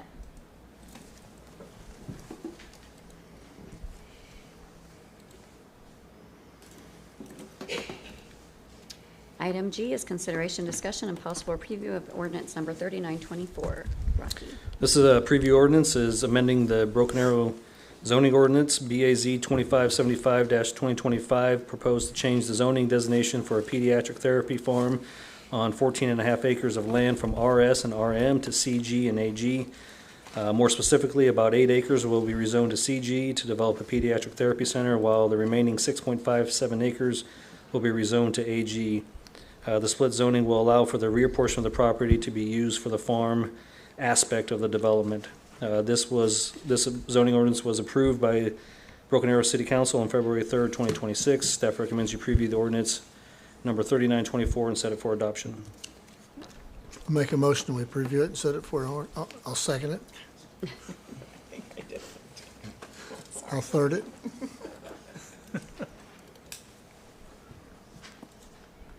Okay. Item H is consideration, discussion, and possible preview of ordinance number 3925. BAZ 2489-2025 is located west of the Creek Turnpike and east of North 37th Street and north of East Houston Street. This rezoning changed the designation for retail, office, warehouse, and storage development to the north and mini storage development to the south on almost 25 acres of land from AG to CH and IL. This rezoning request was approved by City Council on January 6, 2026. Staff recommends you preview ordinance number 3925 and set it for adoption. Any discussion? I'll make that motion. Second. Item I, consideration, discussion, and possible preview of ordinance number 3926. BAZ 2505-2025 is a request to change the zoning designation on 99.5 acres from AG to IL. The property is located on the south side of Florence Street and 1/4 mile east of Olive Avenue. The final plat for Arrow Forge was recorded in Tulsa County on December 2nd, 2025. The applicant is requesting this change to the zoning designation for the purpose of the development of an innovation district. Staff recommends you preview ordinance number 3926 and set it for adoption. Any discussion? Make a motion to set for adoption 3926. Second. Roll call. Item J, consideration, discussion, and possible preview of ordinance number 3927.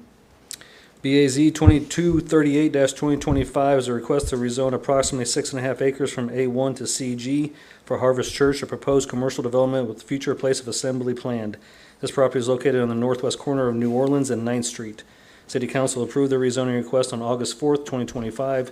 Staff recommends you preview ordinance number 3927 and set it for adoption. Make a motion that we preview the ordinance and set it for adoption. Second. Roll call. Item K, consideration, discussion, and possible preview of ordinance 3930. BAZ 2425-2025 is a request to rezone almost 11 acres from AG to CG. This is for Tower Corner, which is located on the northwest corner of 101st and Lynn Lane. This development includes a municipal water tower, and it is anticipated to have commercial uses along New Orleans Street. City Council approved this rezoning request on November 4th, 2025. Staff recommends you preview the ordinance and set it for adoption. Any discussion? Make a motion that we preview it and set it for adoption. Second. Okay. Item L, consideration, discussion, and possible preview of ordinance number 3931. BAZ 25245-2025 is a request to rezone 8 acres from AG to ON. The property is located on the southwest corner of the intersection of Florence and Aspen. This property is currently unplatted. The development will include a place of assembly for the Church of Jesus Christ of Latter-day Saints. Staff recommends you preview the ordinance and set it for adoption. Make a motion to set it for adoption. Second.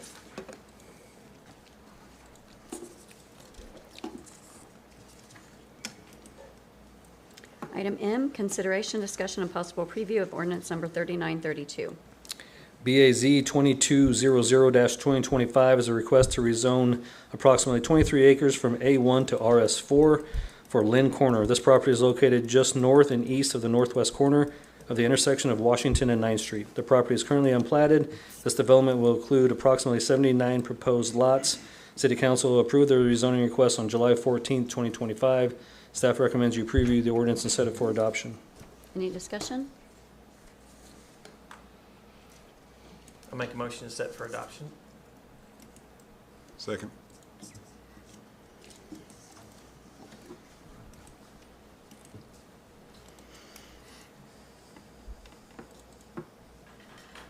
Getting lost. Consideration, discussion, and possible preview of ordinance 3932. BAZ 2202-2025 is a request to rezone approximately 5 acres from A1 to CN for Lynn Corner. This property is located at the northeast corner of the intersection of Washington and 9th Street. The property is currently unplatted. The development will include commercial uses.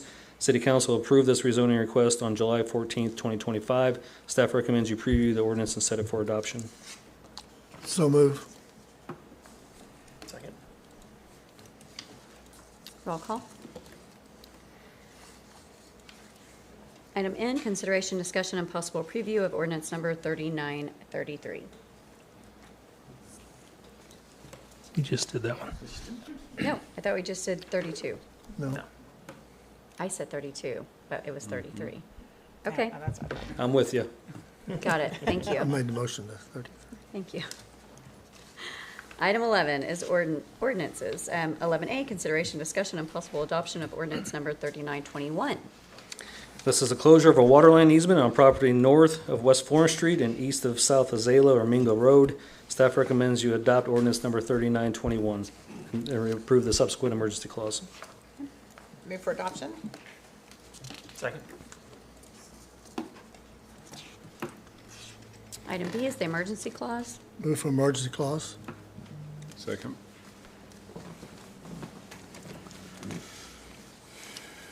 Does it come up?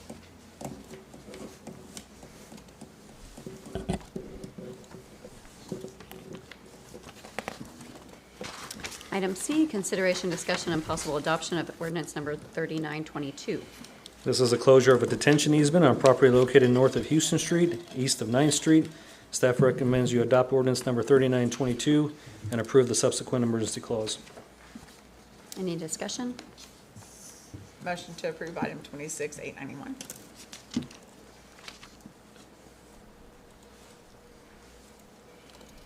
Second.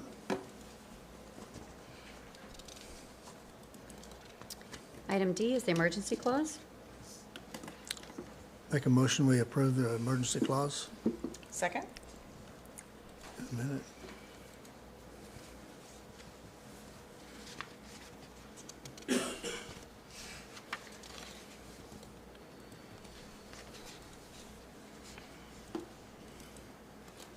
Item E, consideration, discussion, and possible adoption of ordinance number 3923.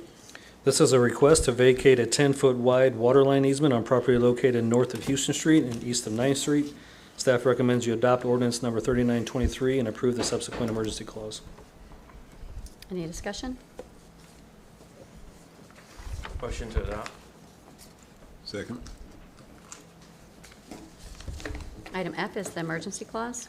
Make a motion for the emergency clause. Second. Mayor, we need your vote on Sorry. the ordinance. It's going to make Rocky stand up here longer. I got nothing but time tonight. Yep. All right. Must be nice. We're done. Now we Right? need the emergency clause. Motion and second. I made the motion. I'll second it.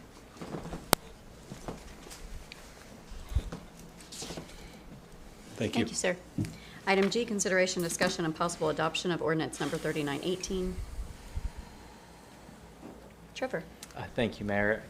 This item before you is a final adoption for an ordinance we previewed 2 weeks ago. As you may recall, it creates a no-knock list that basically serve as a do-not-call list. You might have been familiar with those back when we all had landline telephones.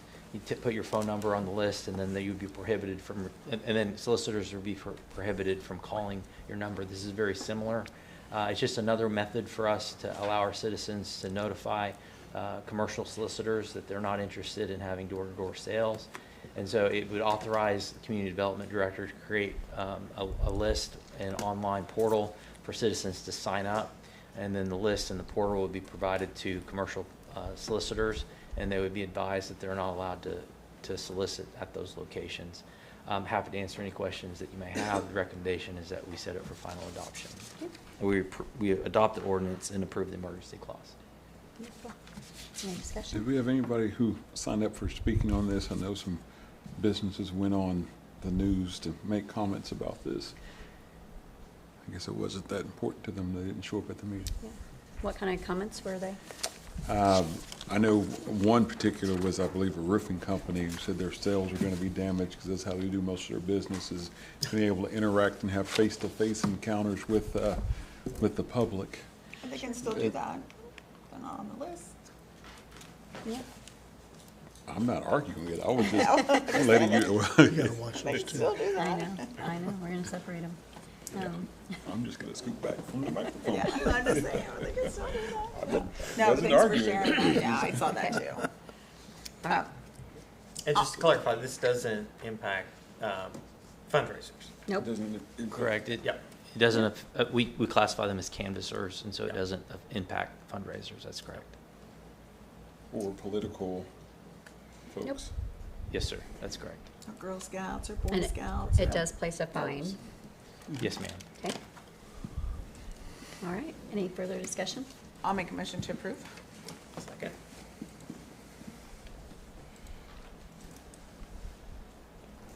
Item H is the emergency clause. Motion to approve the emergency clause.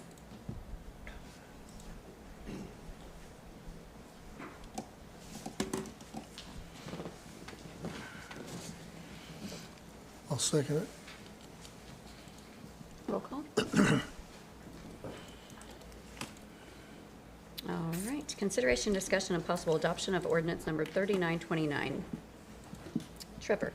Thank you, Mayor. Mr. Spurgeon requested that we bring this matter before your attention. In short, the City of Broken Arrow's current zoning ordinance does not contain a definition or use classification or any performance standards for data centers. These facilities have unique and significant impacts, including very high electrical consumption, substantial water demand for cooling, noise generation, heat truck traffic, and increased demands on public infrastructure. Because of all of these reasons, what this ordinance before you does is declares a temporary moratorium on the acceptance, processing, and approval of rezonings, specific conditional use permits, site plans, building permits, and other development approval for data center uses. The ordinance also defines what data centers are.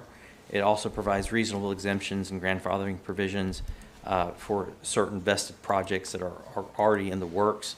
And then there's also an appeal process for those who might want to go forward, even in the face of the moratorium that would be allowed to them to go to the Board of Adjustments.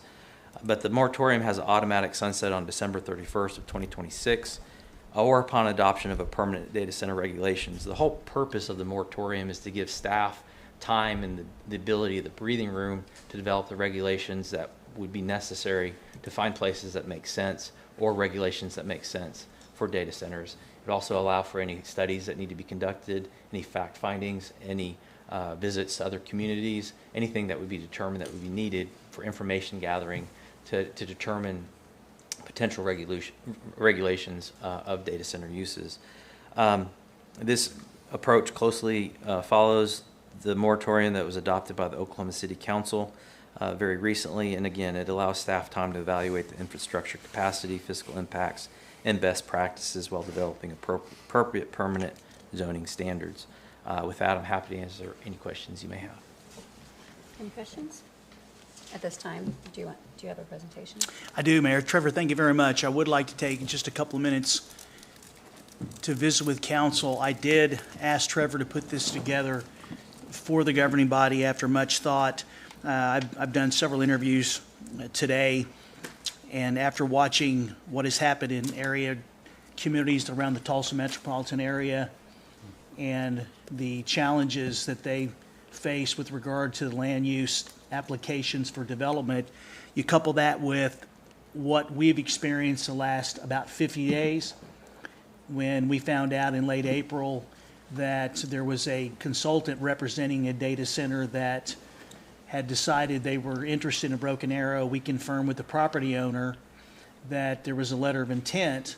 We also confirmed with PSO that they had gone through the phase 1 of their due diligence process. And so the three things I would like for council to keep in mind is, from my perspective, is due diligence, which Trevor talked about just briefly. This will be an opportunity, if the council approves this, for us to do that due diligence and come up with recommendations for the governing body that set forth ordinances, guidelines, and land use development codes should the decision be made to actually have a specific designation for data centers. And one of the things I'm most concerned about is protecting the long-term interests of Broken Arrow. And so with that, I believe that we need time to fully understand the impacts.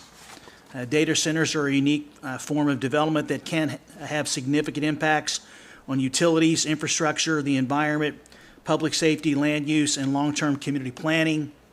While we have gathered a considerable amount of information, there are still some important questions that need to be answered. A temporary moratorium provides the city with the time to conduct a thorough and thoughtful review before any decisions are made. Next, this moratorium, it's about a study. It's not about opposition. This recommendation should not be interpreted as being for or against data centers. The purpose is to pause and ensure that we have the facts, policies, and regulations necessary to make an informed decision. This council spends a lot of time listening to the public, also having staff address you about being able to make good informed decision based on all information is available. If data centers are ultimately appropriate for Broken Arrow, we want to ensure that they are developed in a manner that aligns with the community's long-term goals. As I've spoken to many of you, cities and states are evaluating the impact of data centers and considering regulation studies or temporary moratoriums before moving forward. As Trevor said, we modeled this off of Oklahoma City. We also know that Tulsa did a moratorium earlier this spring as well. Broken Arrow is not unique in wanting to better understand issues such as power demand, water usage, traffic, emergency response, economic benefits, and compatibility with the surrounding land uses. We believe it's prudent to learn from the experiences of other communities. I know council will agree with this. We owe our residents a transparent and deliberate process. Residents have asked thoughtful questions to each of you, to myself, and by way of email and on social medias. There's been a wide range of opinions. The city has a responsibility to provide a transparent process that allows time for public discussion and careful evaluation. A moratorium allows for us to gather information and engage stakeholders and ensure that any future decisions are based on facts rather than assumptions. And I would say that during this moratorium at some point, I would recommend that we have some type of public forum. Not that there's an application that will be before us, but an opportunity for the public to come in. We can provide an update to actually where we are in this moratorium and the due diligence we're doing, and we can hear from them, just as we do with many other types of public policy decisions council has to make. And then finally, this is very important to me, and several council members have mentioned as well, protecting the long-term interests of Broken Arrow. Every major development proposal should be evaluated through the lens of what is best for Broken Arrow in 10, 20, and 30 years from now, respectively. The recommendation is intended to ensure that any future policy decisions are consistent with our comprehensive planning efforts, infrastructure capacity, economic development objectives, and a quality of life expectations. Taking additional time today can help us make better decisions for future generations. One of the things I've heard repeatedly is that with how quickly technology changes, how data storage, the chief talked about that with our initiative, if anything that was improved hypothetically in Broken Arrow, and will it still be in business in 10 years? If there's multiple ones that approved, and how's that going to look? And so obviously I don't think anybody can prognosticate that per se, but at least we can have some discussions to try to find out where the industry is heading. So with that, Trevor and I would be glad to answer any questions, but it is my recommendation that council consider the ordinance before you. Thank you. Okay. We do have some people that are wanting to speak on for and against this. So Leanne Jackson wishes to speak in opposition.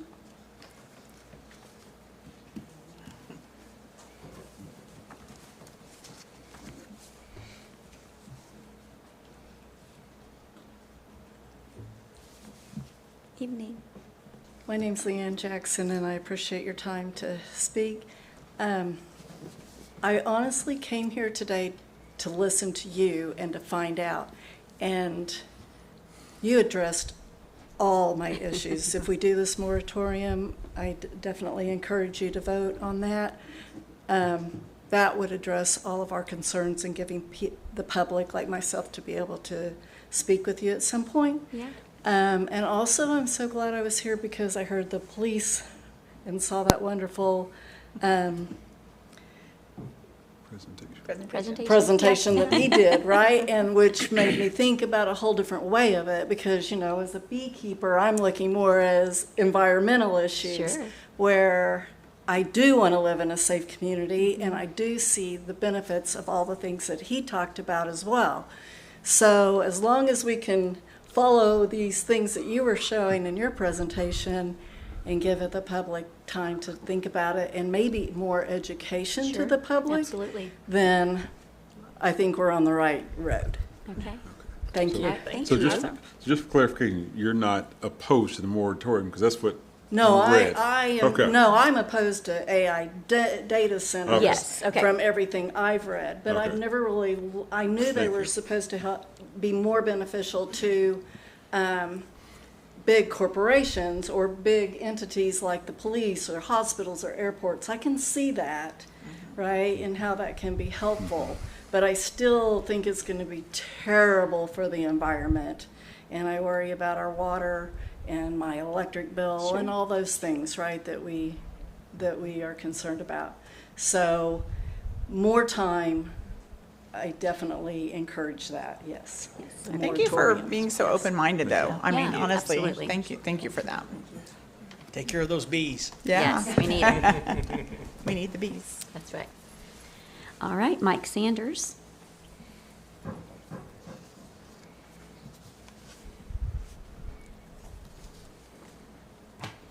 Thank you, and I never dreamed I would be here until I went to the gym Saturday morning and answered questions for an hour for people that didn't know anything about data centers.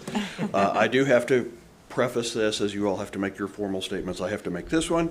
To provide full disclosure, I am a registered professional engineer in the state of Oklahoma, and 19 other states don't do that. It's a lot of paperwork. And I have no opinion for or against data centers.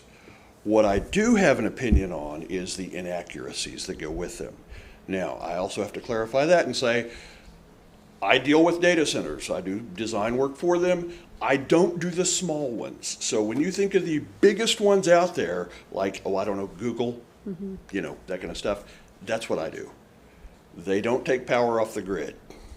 So my only purpose in being here is to answer any questions you have. I'll answer anything you want. Somebody was worried about power. No, they don't want power off the grid. They bring in their own gas turbines, their own battery storage, solar cells, everything else, because they can't handle the power fluctuation off the grid. And that really gets into how these things work to begin with, but I'll save that. I'm a huge fan of yours after hearing you speak and seeing your presentation. I'm 100% behind you. I'll help you in any way that I can. They don't consume some ridiculous amount of water. So we can take care of that one. The water that they do give back is cleaner than your drinking water because they run it through a DMIN system. So they're not as, they do make noise. I'm not going to argue that one. You can do noise abatement. You can never probably get to where everybody's happy on that one. They are big. They make their own power. They don't cause water pollution, which is another misnomer because people are saying they pollute the rivers. They don't do anything to do that. They don't have the ability. I guess somebody could walk out there and dump chemicals. I don't know, but the facilities themselves do not do that. And that would be your Amazon, your Google, your Meta. They're totally self-contained. The smaller ones take power off the grid. That is what, in my humble opinion, I would advise you to take an extra measure of care at looking at. But the big ones, no, they're not a big deal at all. But, like I said, I'll answer any questions you have. I think I'm actually premature because this is the moratorium where you're going to, you know, better evaluate in the future, which is the appropriate approach. When you say small, how small is small that we should be looking at? I can't quantify that. 50,000 square feet? I would say the bigger ones are much bigger than that. Okay. Yes. I honestly deal with the power generation aspect and the cooling systems. Those are the two main focuses that I have with them. And I can tell you that one is putting in more turbines for its prime power than you have within 100 miles a year. Okay. You're not even close to the power consumption this thing has. Okay. Yeah, those are the big ones. The ones that are small enough to take power off the grid are the smaller ones. Okay. Thank you, sir. But like I said, I'll help this any way I can. All right, here's my laugh for you, because you never expected this. I was the New Year's baby of Broken Arrow in 1968. That's fantastic. True. Okay. That's awesome. Now we know. Yeah. All right, and then we have Oscar. He doesn't wish to speak, and I can't read his last name, so, but he is in support of the moratorium. So I just wanted to put that on the record. Does council have any further discussion? Or I actually wanted to extend it longer than 6 months. In my opinion, I would love to see our fellow cities that are in the process of building them, get them up and running and see how they actually do affect the cities. But I'm not sure that we've made this one off of Oklahoma City's ordinance, and so, but we can extend after 6 months, so. Right. I think it's wisdom to not, I know you use the term sunset, but have the option to extend. We definitely want to make sure that we do our due diligence in making sure that we are well-informed and the community's well-informed and educated before we make decisions going forward. I think that we would know for sure that whether we needed to extend it or not, and we have that right to do that. But I'm certainly in agreement to it because I had so much misinformation and no one ever applied. There hasn't been anybody contacted you, right, Mr. City Manager? No, sir. See, there was no contact, and we was already getting information the way to go, the water, and some of the stuff I looked up, but that's not the way to do it. The way to do it, I think, is professionally, the way that the city manager and the mayor has agreed that we should to do. And again, I'm concerned about the long term. 20 or 30 years down the road, you're going to have a 5-acre building out there. Is that technology going to be used at that time? I think our local rodeo club would like to have a 5-acre building, but other than that, what are you going to do with it? So I'd like to know, technology-wise, what they feel like the future is going to hold. Back when I was going to school, IBM 360 was in a room this size that fed all of Oklahoma State University. So things have changed. Now I've got one here in my pocket. So I'd like to see what they feel like the future technology is going to be and with what kind of buildings we're going to have 20 and 30 years down the road. I think it's smart for us to take a pause and ask the professionals and do it smart. I like your suggestion too, is let's see what the other cities do once they're a lot further along than we are, obviously. And let's just see how it plays out with them and see what they come across. And I think it's smart. Well, I know, we all serve on boards at the national level with National League of Cities, and it is a big talk across the nation, obviously.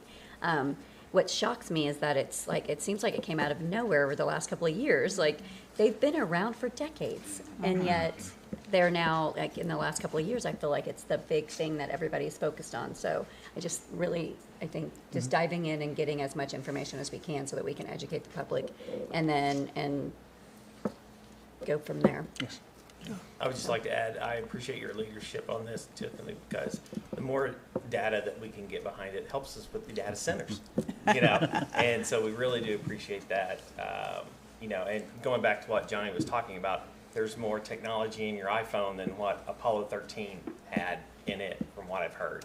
So, it is like you were saying, what does that look like 10 years, 20 years, 30 years down the road in the next generation? Are we looking for making informed decisions for that next generation? So I definitely appreciate that. All right. Well, then I will make a motion to accept the adoption of ordinance number 3929. I'll second. If everyone has spoken, right? Yes. Okay.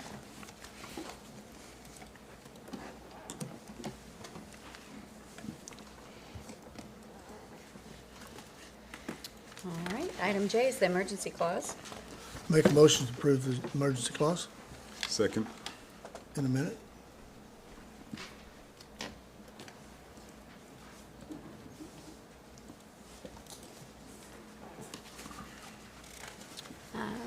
All right, item 12 is remarks by governing body members. We have Tuesdays in the Park tomorrow, 7 p.m., so hope everyone can come out for that, down at Central Park. We went over the list of really awesome America 250 events that are going to be happening, but sure we'll be posting about those. And I want to wish our fathers a happy Father's Day, because we won't see you guys before then. Do you want to touch on the amphitheater going on tomorrow? Isn't that Well, we are touring the amphitheater tomorrow. I thought they were sponsoring tomorrow night, no? They are. Oh, the Tuesdays in the Park, I thought they were Yeah, sponsoring you're Tuesdays supposed in to the be tomorrow night because they're sponsoring the I park. totally missed that. Yeah, I Do think tell. I read it somewhere that they were No, sponsoring Tuesdays in the Park I tomorrow. read it too. Yeah, I read it Okay. somewhere, so I don't know. Well, that's fantastic. The amphitheater's sponsoring Tuesdays in the Park. Is And they it- are going to be announcing their naming rights to the amphitheater tomorrow, so. Yep. Anyone else? Ready for a block party? I know, it's coming Yeah. up. Yeah, well, 26, Don't 27. forget about that. Tomorrow And is the there'll be some- 16th. There'll be some roads that get shut down and intersections because of the block party, so keep that in mind. Tomorrow, 7 to Don't- 7. don't what's forget going to on? vote. Yeah, Yeah, please go that's out and right. vote. Something's going on tomorrow. Yeah. Educate yourself, make informed decisions. Yeah, Finally. so we can maybe stop getting text messages and 1,000 mailers, so Yeah. that'd be great. All right, city manager. I have nothing, Mayor. Okay. We do have an executive session, so entertain a motion to take a brief recess. So moved. Second? Pickle? Yes. Green? Yes. Ford? Yes? Parks? Yes. Wimpy? Yes. Entertain a motion to go into Broken Arrow Municipal Authority. So moved. Second.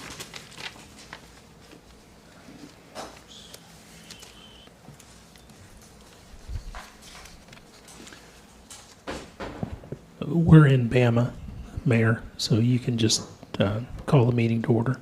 Okay. Are there any, I thought I did. Called it. You got a phone number. She did. Oh, You okay. did- I'm sorry, I didn't hear it. Sorry. I was like, wait, I think I did. All right, so I need to call roll for Bama. Pickle? Here. Green? Here. Ford? Here? Parks? Here. Wimpy? Here. Any consent agendas to be removed? Any items? No. Make a motion to approve the consent agenda. Second? Roll call. Item 6, general authority business, consideration, discussion, and possible approval of proposed fiscal year 2027 financial plan. Cindy. Good evening. The City Council earlier tonight approved Resolution 1755, adopting the proposed fiscal year 2027 budget for the city. The fiscal year 2027 financial plan is included in the budget document adopted by City Council. Staff is recommending the approval of the fiscal year 2027 Broken Arrow Municipal Authority financial plan. Any discussion? Entertain a motion? Make a motion to approve. Second? Thank you, ma'am. Thank you. Any remarks by governing body members? City manager? No, Madam Chair. We have no executive session. Motion to adjourn? Second?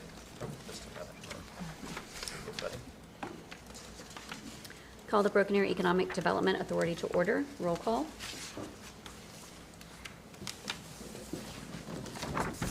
Pickle? Here. Green? Here. Ford? Here? Parks? Here. Wimpy? Here. Any items to be removed from the consent agenda? Make a motion to approve the consent agenda? Second.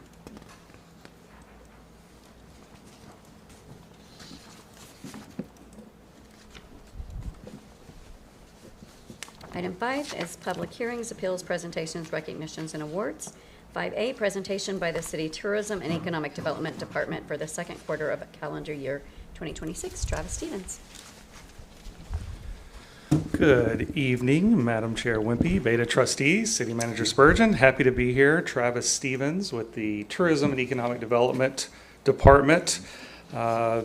Honored to be here to give you a quick update on recent activity that's happening within the city and what the TED team's up to. So as you know, we're charged with growing retail and tourism activity in the city. Mr. Spurgeon, do you have the clicker? Right here. Oh. Back and forth all night.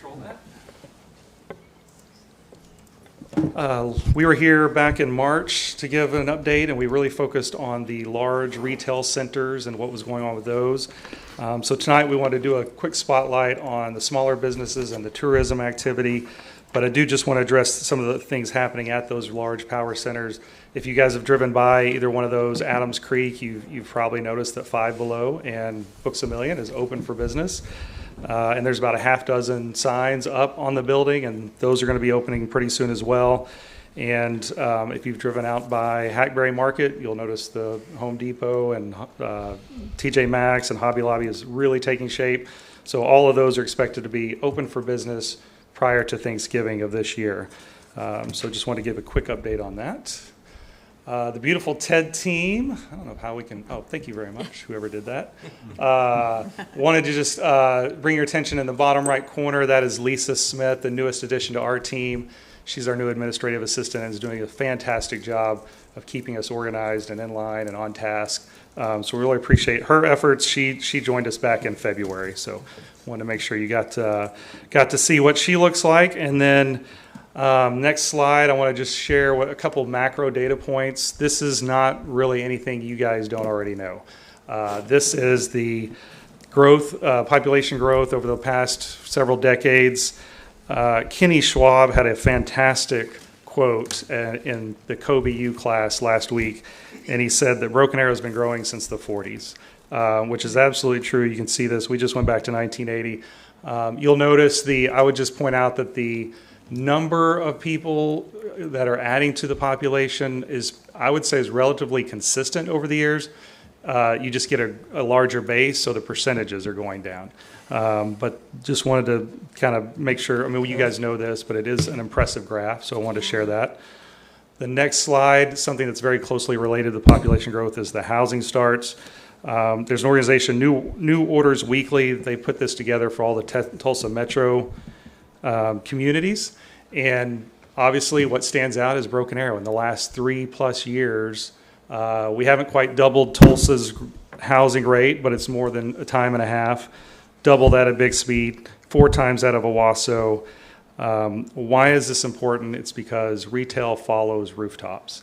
And I use these 2 graphs, the one previous to this, to show my audience, which is commercial developers, retail chains, retailers, even small businesses. This graph was a real attention grabber at ICSC a few weeks back. And I saw a lot of eyebrows raised when I present this data in front of them, because everybody thinks of Tulsa and just the Tulsa region.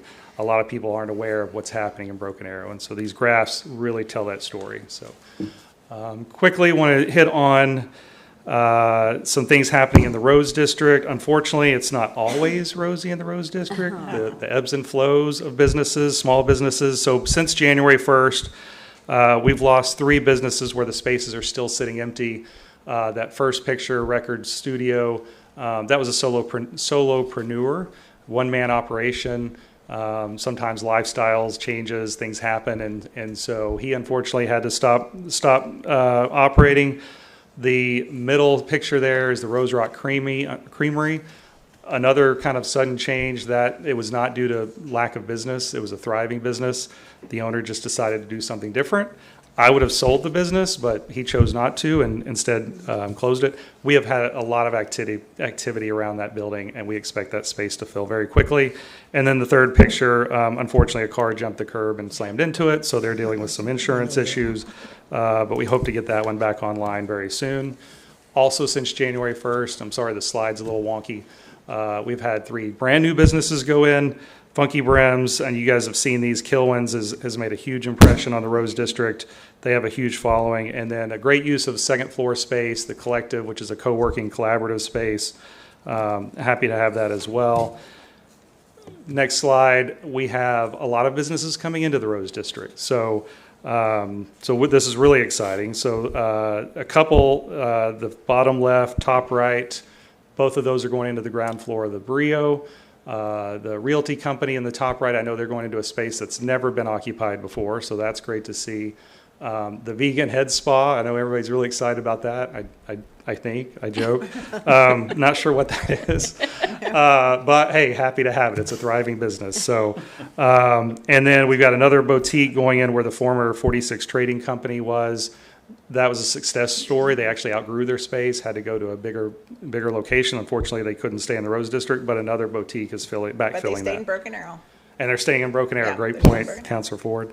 And Crepe Shop coming in at the middle upper picture there is the old Farmers Bank, former First National Bank Which is ATM pink spot. now. So, what's that? It's pink. What is that going to be? Peak. It's pink. It's painted Oh, pink it's pink, now. yes. It was perfect Yes, for the yes, wedding. yes. What Yes. is it? It's a crepe. Crepe. It'll be crepes and sandwiches in that little building. And then their goal will be, the next little one will be like coffee, and then maybe lemonade, and then maybe a little beer garden in the next building, and then a food truck court at some point he's going to add on to it. So, pretty cool. That's the old drive-in, is that Yeah, correct? and he's going to keep the whole theme. Do you know that? I can't remember the name off the top of my head, but bank related. Yeah, so it's Ledger's. Yeah. So it'll be all like Food court, I believe is what it's Yeah. called, yeah. They're still in the development phase as well. And then lastly, before I hand off to Michaela to do the tourism update, just wanted to highlight New Orleans Square. One of the great success stories where public investment resulted in significant private business growth to follow. I did a windshield tour last week, and the 4 quadrants, the retail on all 4 corners, I counted 1 for lease sign. The pizza place went out, but I understand there's already another one coming to backfill that. So New Orleans Square is thriving and doing really well as well. So, and I'm going to hand off to Michaela, and then I'll stay for questions. I just want to thank you for this presentation because I'm a visual person, and I love how you presented this to us. Yeah. I mean, it helps me. I like Happy to do it. Thank you. Thank you, sir.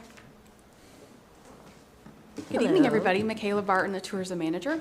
I was told I have 2.5 minutes, so here we go. Okay.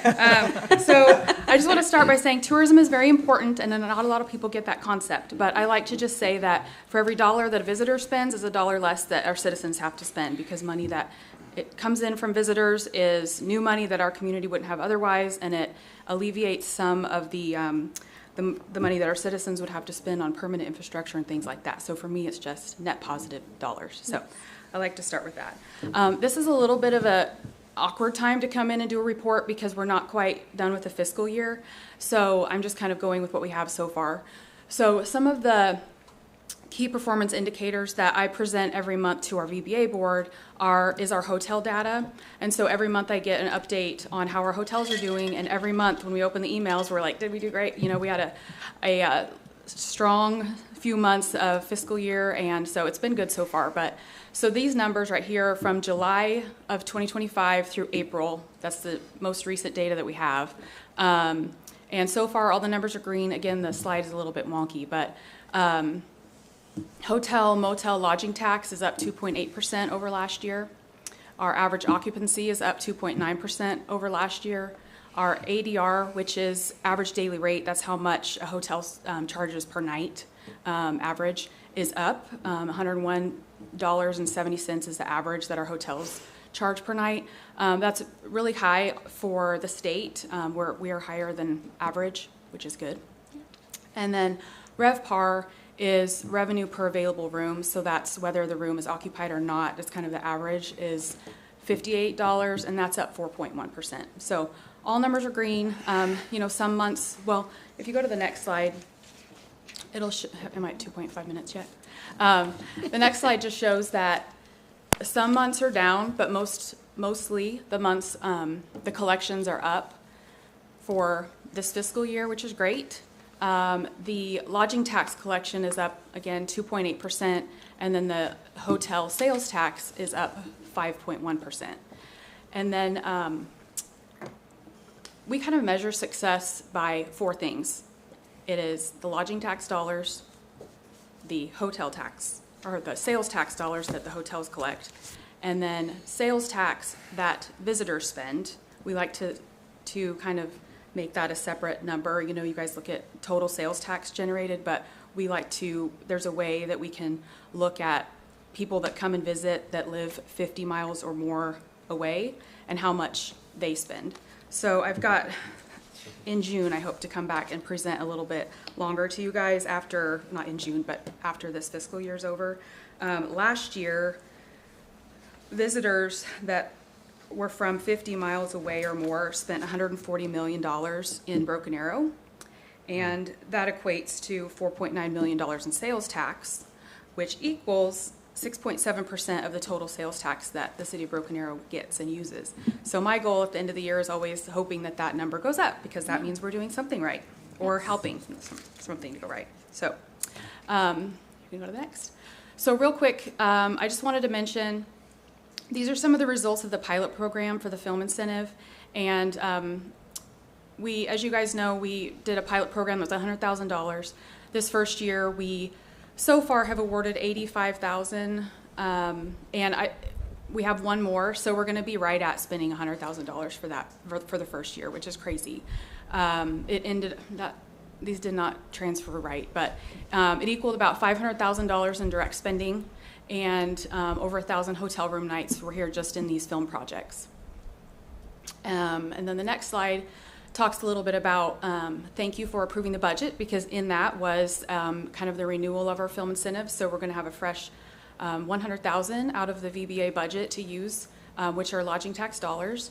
And we've already got 2 applications in for starting July 1st. So the word's definitely getting out, and I have a feeling that it won't last all year. But coming up, these are already these are already things that we have in application-wise. So it's really exciting. We're doing a lot of cool things. The incentive renewal, that should say fiscal year 27.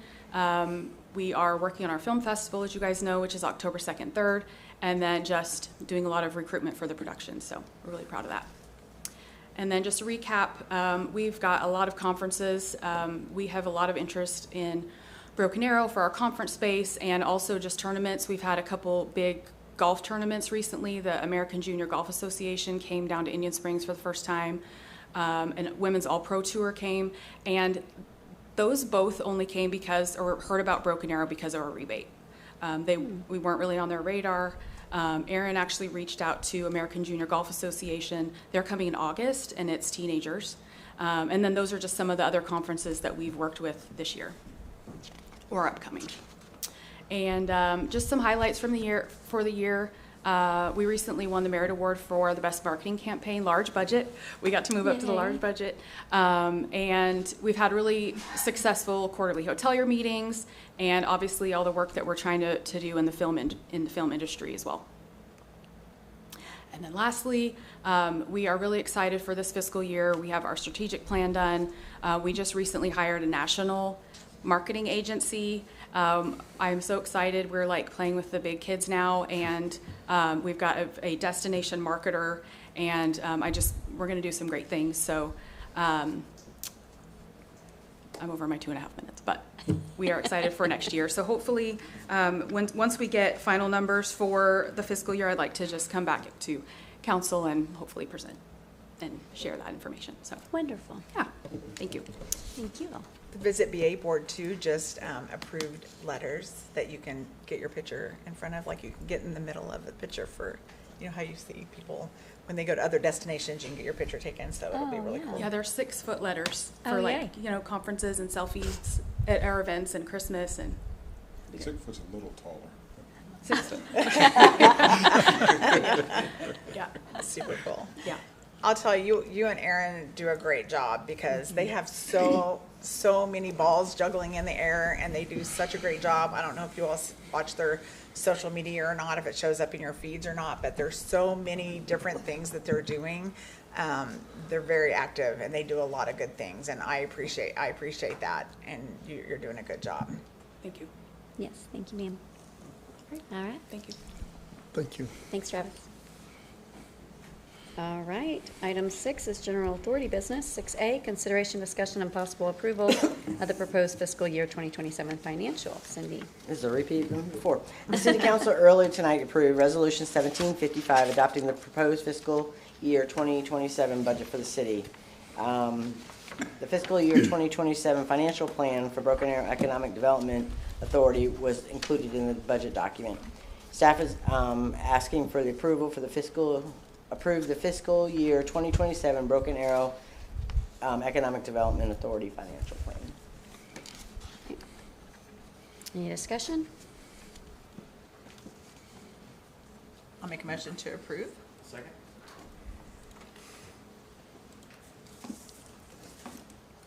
Thank you. Thank you. Remarks by governing body members. I think we have mentioned it before, but I didn't mention it earlier, but Councilor Ford is the president of the WIMAGE, which is Women in Municipal Government for National League of Cities. And so being the president, we get to have the summer conference in our city, which is amazing, and they've never come to Broken Arrow before. So we have some great things planned for a week from now. Yes. So hundreds of ladies will be coming from across the nation, which is pretty cool.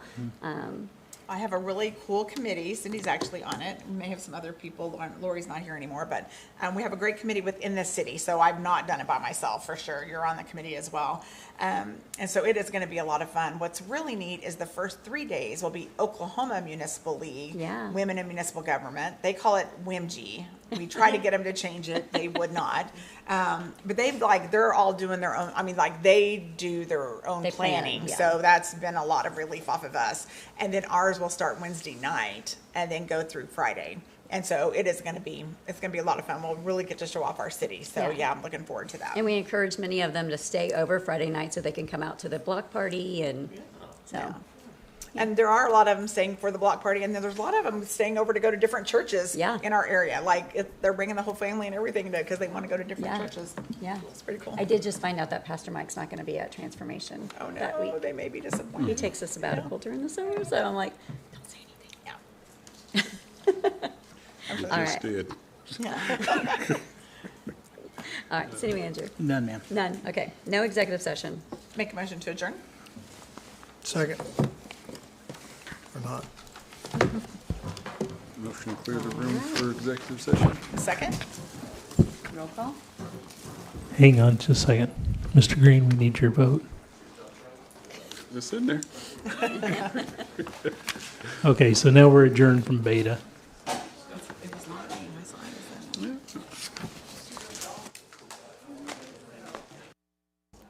So we had a motion to enter into executive session, clear the room. Who made that motion? Ford. Ford. Okay, Okay, who's that second? works too. Yeah. I'll second Justin it. actually made it, and then, Just, okay. We're all in agreement. yeah, we all agree. You pick.